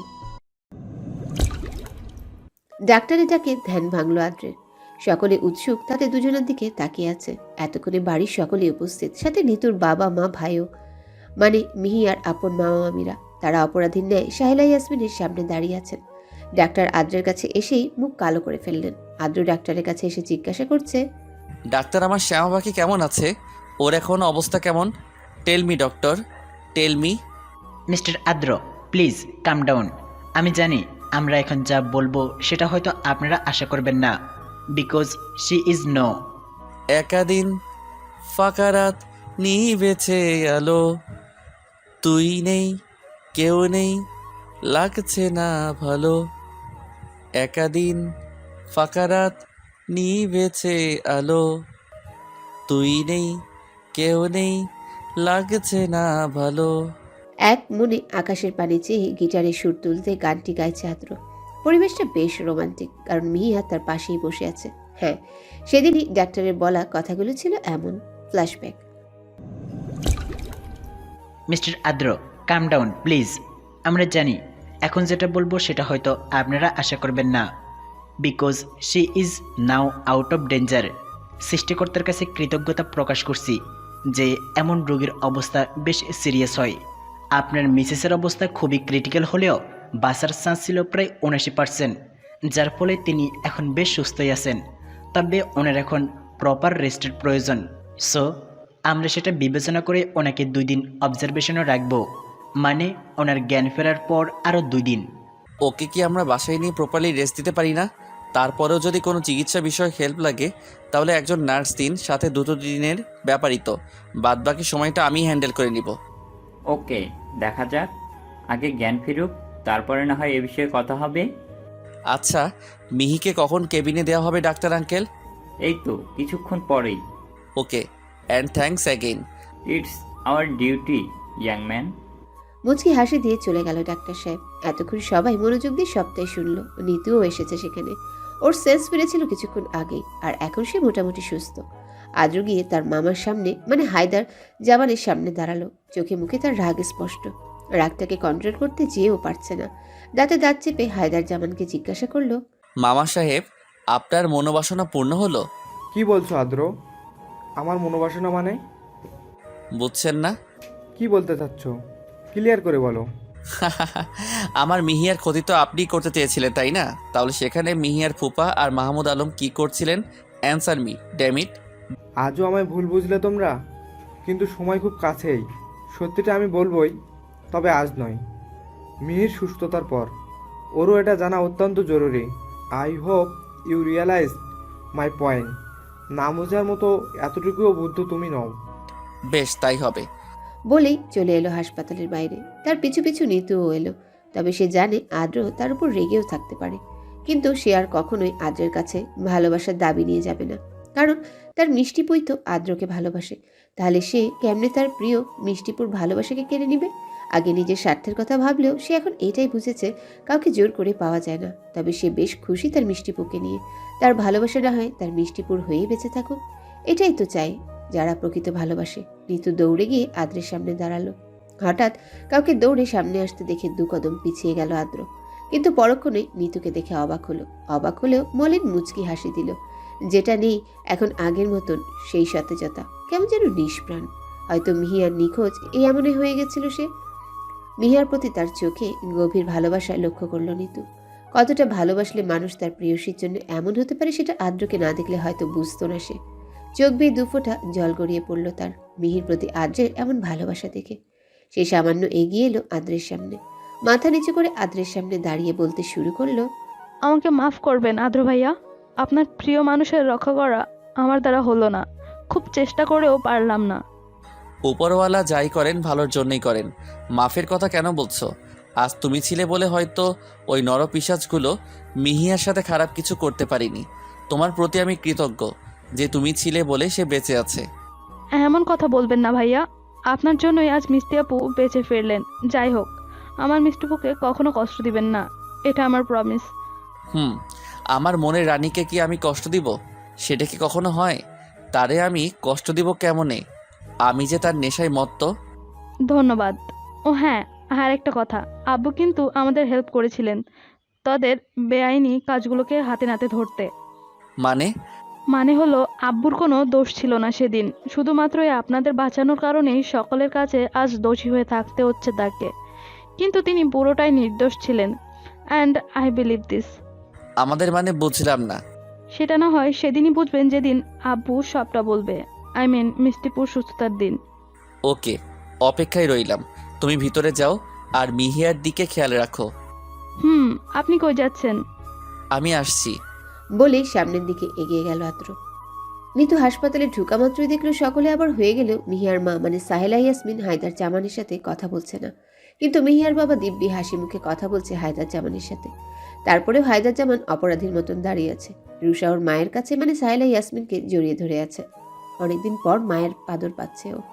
রোকেয়া বেগম কখনো এমন করে আদর করতো না ওকে, তাই সেও পরম মমতাময়ী মায়ের শরীরের সাথে লেপ্টে আছে। নিতু একটা দীর্ঘ নিঃশ্বাস ছেড়ে মনে মনে বলল, ফুপি, তুমি এখনো আব্বুর প্রতি রেগে আছো, কিন্তু সত্যিটা জানার পর তোমার রিয়াকশন হবে দেখার মতন। অপেক্ষা করো সত্যিটা জানার। আর নিজেই এখন চমকে যাচ্ছ একটার পর একটা সারপ্রাইজে। প্রথমে মিষ্টিপু, এরপর রুষা, আর কয়েকদিন পর সবচেয়ে সত্য সংবাদটি। Wait for this. মুচকি হাসি দিয়ে সে তাদের দিকে চলে গেল। ঠিক 25 ঘন্টা পর জ্ঞান ফিরেছে মিহিয়ার। সকলের মাঝে খুশির ঝলক দেখা গেল। পিটপিট করে চোখ খুলতেই তার মাকে দেখতে পেল সে। অবশ্য চিনতে অসুবিধা হলো না তার, কারণ মাহিন আগেই ওকে ওর বাবা মায়ের ছবি দিয়েছিল মোবাইলে। তারপর থেকে প্রতিদিন একবার হলেও তাদের ছবি দেখে ঘুমাতে যেত সে। দীর্ঘকাল পর তার মাকে সামনে দেখে সামলাতে পারল না সে, গভীরভাবে জড়িয়ে ধরল তাকে। সাহেলা ইয়াসমিনিও জড়িয়ে নিলেন নিজেদের ভালোবাসার প্রথম চিহ্নকে। মিহিয়া জড়ানো কণ্ঠে বলে উঠল, মামনি কখন এলে? আমাকে কি একবারও তোমার মনে পড়লো না? আমার মেয়েটির কথা আমার মনে পড়বে না এটা কেমন কথা? আর কাঁদবি না একদম, বলে দিলাম। আর আদ্রকে দেখছি না, ও কোথায়? উনি ডক্টরকে ডাকতে গেল, তুমি আপাতত আপনিকে ছেড়ে এদিকটা এসো। সকলের মাঝখান থেকে উত্তর দিল রুষা। মিহিয়া অবাক হলো রুষাকে এখানে দেখে। সবচেয়ে বেশি অবাক হলো রোকেয়া বেগমকে এখানে তার দিকে অপরাধীর ন্যায় তাকাতে দেখে। সে ভাবছে তারা মা মেয়ে এখানে কেন? তারা দুজনেই তো মিহিকে একদম দেখতে পারতো না ছোট্টবেলা থেকে, তাহলে কেমনি কি? এরই মাঝে উপস্থিত হলো আদ্র আর ডাক্তার। ডক্টর গিয়ে মিহিয়াকে চেক আপ করে জানালেন, আপাতত উনি সুস্থ আছেন মিস্টার আদ্র। আমার মনে হয় আপনারাই ওনার প্রয়োজনীয় দেখাশোনা করতে পারবেন। এক্সট্রা নার্সের কোনো প্রয়োজন হবে বলে মনে হয় না। তবুও আপনাদের সিদ্ধান্তের উপর আমরা মেনে নেব, রোগীর এক্সট্রা কেয়ার লাগবে বলে। ইটস নো নিড ডক্টর, আমরা আছি তো, আমরাই ওর প্রপার যত্ন নিব। ওকে, তাহলে ওনাকে আজ পুরো দিন অবজারভেশনে রেখেই কাল ডিসচার্জ করা যাবে। ওকে। ডক্টর যাওয়ার পরপরই রোকেয়া বেগম এসে মিহিয়ার কাছে মাফ চেয়ে নিতে চাইলে সে তাকে থামিয়ে দিয়ে বলে, আন্টি, মানুষ মাত্রই ভুল। আপনি ভুল করেছেন, সেটা শুধরেও নিয়েছেন, তাহলে আমি কেন আপনাকে ক্ষমা করতে পারবো না? ছেলে মেয়েদের কাছে মা বাবাদের ক্ষমা চাইতে নেই, আপনিও আমার মা, তাই আপনার প্রতি আমার কোনো অভিযোগ নেই। মিহিয়ার কথায় আর কিছু বলতে পারলেন না রোকেয়া বেগম। মেয়েটা সত্যিই বড্ড ভালো, যেটা বাস্তবে হতে নেই। এত ভালো মানুষগুলোই পৃথিবীতে শুধু ঠকতে শিখেছে। রোকেয়া বেগম সবটাই বললেন মিহিয়াকে। কেমনে আজ তিনি নিঃশেষ হলেন একমাত্র মাহমুদ আলমের কারণে, যে তাকে সম্পত্তি লোভ দেখিয়ে বিয়ে করে তার পরিবারের সকল সদস্যকে খুন করে হত্যা করেছিল, তারপর তার পারিবারিক সম্পত্তি হাতিয়ে নিয়েছিল। আজ মাহমুদ আলমের কারণে তিনি এতিম হয়ে গিয়েছিলেন। খুন করেছিল মাহমুদ আলম রোকেয়া বেগমের পরিবারকে। এটাও বললেন যে রুষা তারই আপন বোন এবং মাহিনের যমজ বোন সে, যাকে মাহমুদ আলম চুরি করেছিলেন জন্মের সময়। সেদিন একে একে প্রত্যেকটা সদস্যই মিহিয়ার সাথে দেখা করে গেছে। আদ্র অবশ্য তার মাকে সহ সকলকে তাদের বাড়িতে পাঠিয়ে দিয়েছিল। এও বলেছিল বাড়িটা যেন সুন্দর করে সাজানো হয়, কারণ পরশুদিনই তার প্রিয়সীর জন্মদিন, সেটা যেন তার বাড়িতেই করা হয়। শাহানা ইয়াসমিন ছেলের কথায় সায় দিলেন। অতঃপর সকলে নিয়ে চলে এলে সালসাবিল মঞ্জিলে। হাসপাতালে শুধু আদ্র, মাহিন আর রুষা থেকে গিয়েছিল। নিতু থাকতে চাইলেও রুষা তাকে জোর করে পাঠিয়ে দিয়েছে, কারণ সেও দুর্বল, তারও রেস্ট নেওয়া অত্যন্ত জরুরি। একদিন অবজারভেশনে রেখে ডক্টররা আদ্রকে ইনফর্ম করলো যে মিহিয়া মোটামুটি 90% সুস্থ, তাকে বাড়িতে নিয়ে যেতে কোনো প্রবলেম হবে না। আসলে সেদিন গুলিটা মিহিয়ার কাঁধে লেগেছিল, তাই কোনো প্রবলেম হয়নি। অতিরিক্ত রক্তক্ষরণ হওয়ায় সমস্যা দেখা দিয়েছিল। তারপরে সবকিছু কমপ্লিট করে তারা তিনজনে মিলে মিহিয়াকে গাড়িতে তুলে রওনা দিল সালসাবিন মঞ্জিলের উদ্দেশ্যে। মিহু পাখি। আদ্রের কথায় ধ্যান ভাঙল মিহির। সে এতক্ষণ মনে মনে ভাবছে হাসপাতালের সমস্ত ঘটনাগুলো। হ্যাঁ, মিহি এখন বেশ সুস্থ, তবে কাঁধে হালকা ব্যথা আছে। কি ভাবছো? এই তো আমার জীবনে ঘটে যাওয়া সমস্ত মুহূর্তগুলোর কথাই ভাবছি, কেমনি কি হলো সেটা। হুম, আর এসব ভাবতে হবে না। এখন থেকে আমার সন্তানদের নাম কি রাখা যায় সেটা নিয়ে ভাববে, কেমন? মিষ্টি মিহু পাখি। যা, আর কথা নেই কি আপনার মুখে? এসব কথা বলেই আমাকে বারবার লজ্জায় ফেলতে আপনার ভালো লাগে, তাই না? বলে লজ্জায় আদ্রের বুকে মুখ লুকালো সে। ভালো লাগে যে আমার তোমার এই লজ্জা মাখা মুখখানি দেখতে, তাই তো তোমায় এত লজ্জা দেই গো। খুবই ভালো লাগে গো আমার শ্যামা পাখি, ভালোবাসি তোমায়। বলে শক্ত করে জড়িয়ে ধরল মিহিয়াকে। এতটা শক্ত করে ধরল যে যেন সে কোথাও পালিয়ে যেতে না পারে। আমিও ভালোবাসি আপনাকে, যেটা বলা যায় না, শুধুই অনুভব করা যায়, কারণ আপনিই আমার নেশা। তাই আমিও যে তোর নেশায় মত্ত শ্যামা পাখি। ভালোবাসি আপনাকে, হ্যাঁ, নিজের চেয়েও বেশি। তাই তো আপনার এই বুকে সুখের নীড় খুঁজে পাই আমি, যেন হাজারটা অনুভূতিতে ঘেরা এই প্রশস্ত বুকখানি। আদ্রের বুকে মাথা গুজে কথাটা বলল মিহিয়া। তাই তো আমি তোর নেশায় মত্ত শ্যামা পাখি। এই প্রশস্ত বুকের একমাত্র অধিকারিণী তো তুমি। আমিও যে কেবল তোমার উপস্থিতিতে স্বস্তির নিঃশ্বাস নেই, কারণ তুমিহীনা দম বন্ধ লাগে আমার। ভালোবাসি যে তোমায়। বলে আরো শক্ত করে জড়িয়ে নিল মিহিয়াকে। জীবনের প্রতিটা মুহূর্তে যেন আপনাকে কাছে পাই আদ্র, সেই দোয়াই করি সৃষ্টিকর্তার নিকট। অবশ্যই পাবে মিস মিহু, উপস, মিসেস মিহিয়া সারফারাজ। মিসেস হলাম কবে? এখনো তো বিয়েই হয়নি, তাহলে মিসেস বললেন কেন? আদ্রের দিকে সরু দৃষ্টি নিক্ষেপ করে বলল মিহিয়া, সাথে কোমরে দুই হাত দিয়েও। তোমাকে না এখন সেই ছোট্টবেলার মিহুর মতোই লাগছে। সেই স্টাইল, যেমন করে তুমি আমার দিকে ছোট্টবেলায় তাকাতে, তখন পেত্তির মতন লাগলেও এখন কিন্তু হেব্বি লাগছে গো মিষ্টি বউ। বলে চোখ টিপ মারল আদ্র। আদ্রের এমন কাণ্ডে তো সেই রকম একটা লজ্জা পেল মিহি। বেচারি লজ্জায় একদমই মাথা নিচু করে নিল। বউ ডাকটা শুনে তার শরীরে আলাদা একটা শিহরণ বয়ে গেল, যেটা প্রত্যেক মেয়েরই হয়, কেননা তার প্রিয় মানুষের মুখ থেকে এমন ভালোবাসাময় শব্দ আলাদা অনুভূতি প্রকাশ করে, যেটা কার না শুনতে ভালো লাগে। মিহিয়ার ক্ষেত্রেও সেই অনুভূতি প্রকাশ পেয়েছে। সেও চায় তার প্রিয় মানুষটা তাকে এমন করে সারাটা জীবন ধরে ভালোবাসুক। আদ্রের ছোঁয়ায় ধ্যান ভাঙল তার। লজ্জা পেলে গো বউ? থাক, লজ্জা পেও না। আজ আমি তোমার পছন্দের সেই গানটি গাইব, শুনবা? কোনটা? গাইলেই শুনতে পাবে। বলে মুখ ফুলিয়ে বসে রইল। ইস, মুখ ফুলিয়ে বসে থাকিও না গো বউ। মিহিয়ার দিকে এগিয়ে গেল, টুপ করে তাকে নিজের কোলে বসিয়ে দিল। অতঃপর গিটারে সুর তুলল।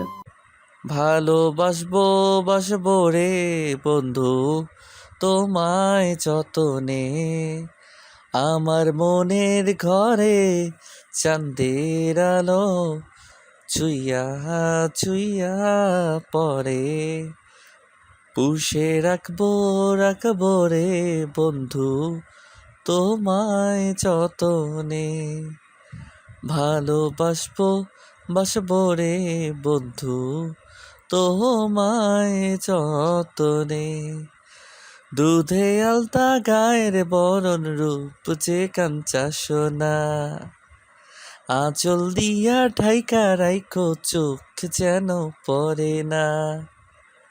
ও আমি প্রথম দেখে পাগল হইলাম, মন তো আর মানে না। কাছে আইসো আইসো রে বন্ধু, প্রেমের কারণে ভালোবাইসো বাইসো রে বন্ধু, আমায় যতনে। মিহিয়া অবাক হলো। মানুষটা তাকে এত ভালোবাসে সেটা সে বুঝতেই পারেনি। তার প্রিয় গানটার কথাও সে মনে রেখে দিয়েছে। আদ্রের প্রতি তার ভালোবাসা দ্বিগুণ হারে বেড়ে গেল, সাথে শ্রদ্ধাও।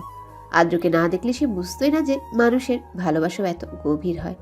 এমন করে কি দেখো মিহি? আপনাকে? আচ্ছা, আপনি আমায় এত ভালোবাসেন কেন? আমি ভাসি না তো? আমার এই ছোট্ট মনটাই তোমায় ছাড়া যে ব্যাকুল, কিচ্ছু বুঝতেই চাই না এই তুমিকে ছাড়া। সবটা সময় তোমার নেশায় মত্ত হতে চাই যে। ভালোবাসি। মুখে বলতে নেই গো মিহি পাখি, হৃদয়ে অনুভব করাতে হয়।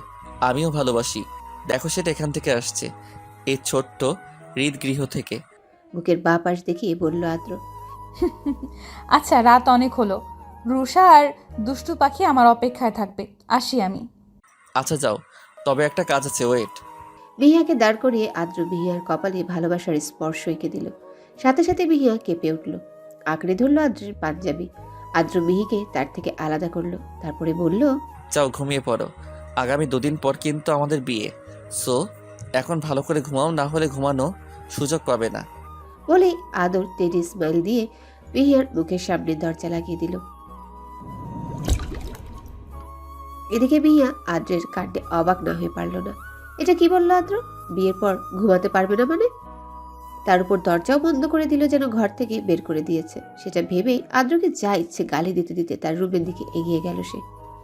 কিরে আপনি, কাকে গালি দিতে দিতে আসছিস? রুমে ঢুকতেই জিজ্ঞাসা করে বসলো রুষা। কারে আর? ওই সাদা বিলাইটাকে। সাদা বিলাই কোত্থাকার? হোয়াট দ্য সাদা বিলাই মিস টিপু? কোমরে 2 হাত দিয়ে জিজ্ঞাসা করলো ঋতু। তোদের আদ্র ভাইয়া। রুমে ঢুকতে ঢুকতে জবাব দিল মিহি। কি করলো ভাইয়া যে এতগুলো গালি দিলি? কি করলো ভাইয়া যে এতগুলো গালি শোনাই দিলি বেচারাটাকে? মিহির বাঘ কাজ চাপা দিয়ে জিজ্ঞাসা করলো রুষা। আর বলিস না, আমাকে নাকি বিয়ের পরের রাতে না কিছু না, সর আমি ঘুমাবো। এবার রুষা আর ঋতু দুজনের দিকে ভ্রু কুঁচকে তাকালো। ব্যাপারটা বোঝার চেষ্টা করছে মিহিয়া কি বলতে চেয়েছিল তাদের, কিন্তু মাঝপথেই থেমে গেল।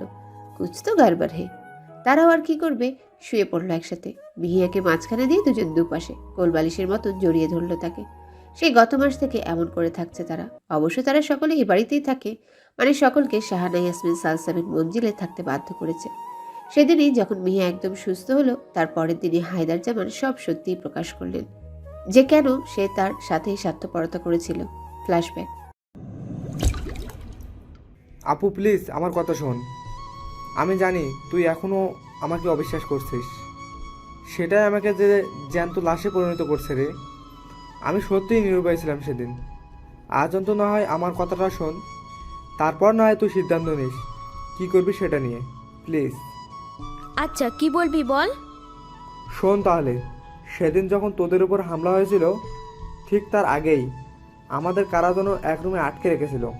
সেই রুমে আমি, নাইমা, নিতুর মা আর নেহাল একই রুমে ছিলাম। শুধু বাইরে ছিল নিতু, কারণ সে তখন স্কুলে গিয়েছিল। কিন্তু তাকেও ওই মাহমুদ আলমের লোকরা ধরে নিয়ে এসেছিল। এরা যে মাহমুদ আলমের লোক সেটা পরে আমি জানতে পেরেছিলাম। প্রথমে অবাক হয়ে ভেবেছিলাম সে দুলাভাই ছিল, কিন্তু না, সে দুলাভাইয়ের আপন ছোট ভাই ছিল, যাকে তোর শ্বশুরমশাই ত্যায্যপুত্র করেছিলেন। অবশ্য সেটা অনেক পরে জেনেছিলাম, কারণ সে আমাকে তোর স্বামী বলে পরিচয় দিয়েছিল। কিন্তু ততদিন দুলাভাইয়ের প্রতি আমার ঘৃণা জন্মেছিল। আমি যে তখন অসহায় ছিলাম রে বোন, খুব অসহায় ছিলাম।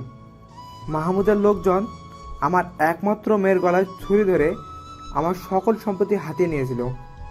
কিন্তু আমার ভাগ্য সেদিন হয়তো আমার সহায় ছিল, কারণ সে আমার বাকি সম্পত্তির কথা জানতো না। সেগুলো নিয়েই সেদিন রাতে আমি দেশ ছাড়ি। অবশ্য অনেকখানি ঝামেলা পোহাতে হয়েছিল। তারপরে আমি অনেক খোঁজ নিয়ে জানতে পারলাম সে দুলাভাই নয়, বরং তারই আপন ভাই মাহমুদ। আর আদ্রর বাবার খুনি তারাই। আমাকে এই সমস্ত কাজ করতে সাহায্য করেছিল নিতু। ওকে আমি মাহমুদের বন্ধুর মেয়ে বলে ওদের বাড়িতে পাঠিয়েছিলাম। সেখান থেকে পাওয়া সমস্ত তথ্যই নিতু আমাকে দিত। সে মূলত সেখানে গিয়েছিল ওর মিষ্টি আপুকে খুঁজতে, কিন্তু সেই চক্রান্তের মূল মাস্টারমাইন্ডকে খুব সহজেই চিনতে পেরেছিলাম নিতুর মাধ্যমে। সে কে জানিস? কে?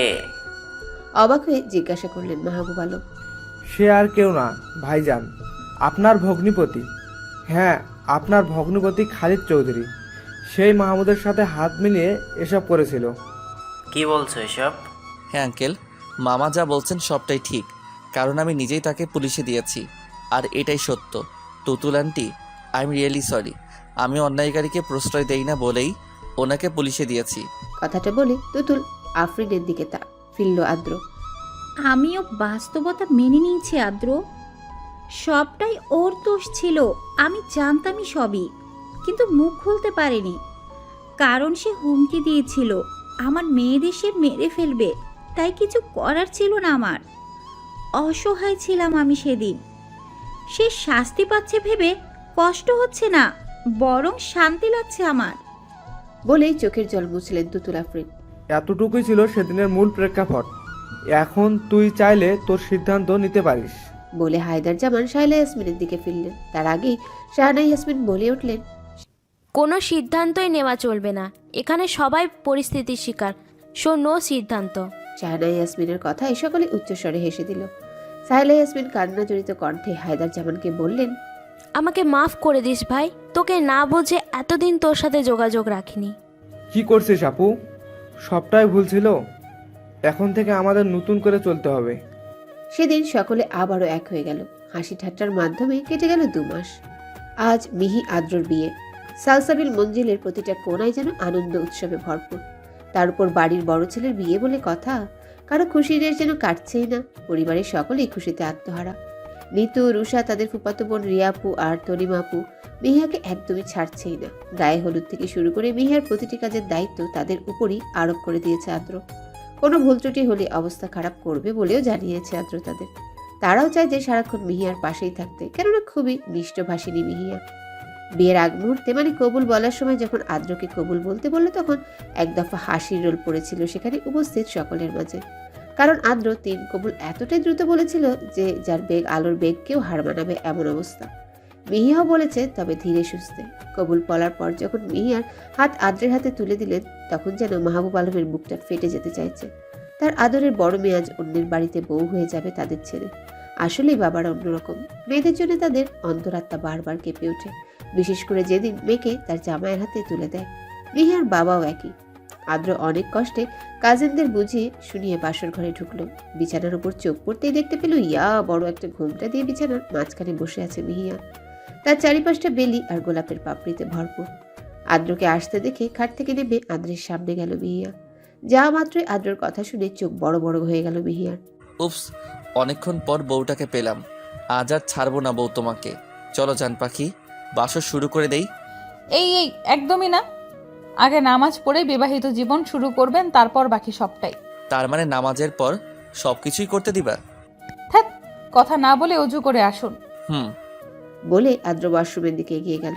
অতঃপর তারা নামাজ দিয়ে তাদের বৈবাহিক জীবন শুরু করলো। তারপরে জায়নামাজ গুছিয়ে রাখতেই আদ্র মিহিয়াকে কোলে তুলে নিল। আরে কি করছেন? কি পড়ে যাব তো। বিশ্বাস আছে? হুম। তাহলে বলছো যে? না, এমনি। বিশ্বাস রাখো, ঠিক এভাবেই সারাটা জীবন এমন করে আগলে রাখবো তোমায় মিহু পাখি, ঠিক এভাবেই। কখনো আমায় ভুল বুঝবেন না তো? কখনোই না। তোর নেশায় মত্ত হয়েছে কি ভুল বোঝার জন্য? সারা জীবন আগলে রাখার জন্যই তো আমি তোর নেশায় মত্ত মিহু পাখি। ভালোবাসি প্রিয়। ভালোবাসি আমিও। বলে আদ্র মিহিতে মত্ত হয়ে গেল, যার প্রতিটা পবিত্র স্পর্শে কেঁপে উঠছে মিহি। আঁকড়ে ধরল আদ্রকে। আদ্র মিহিকে বিছানায় শুইয়ে দিল।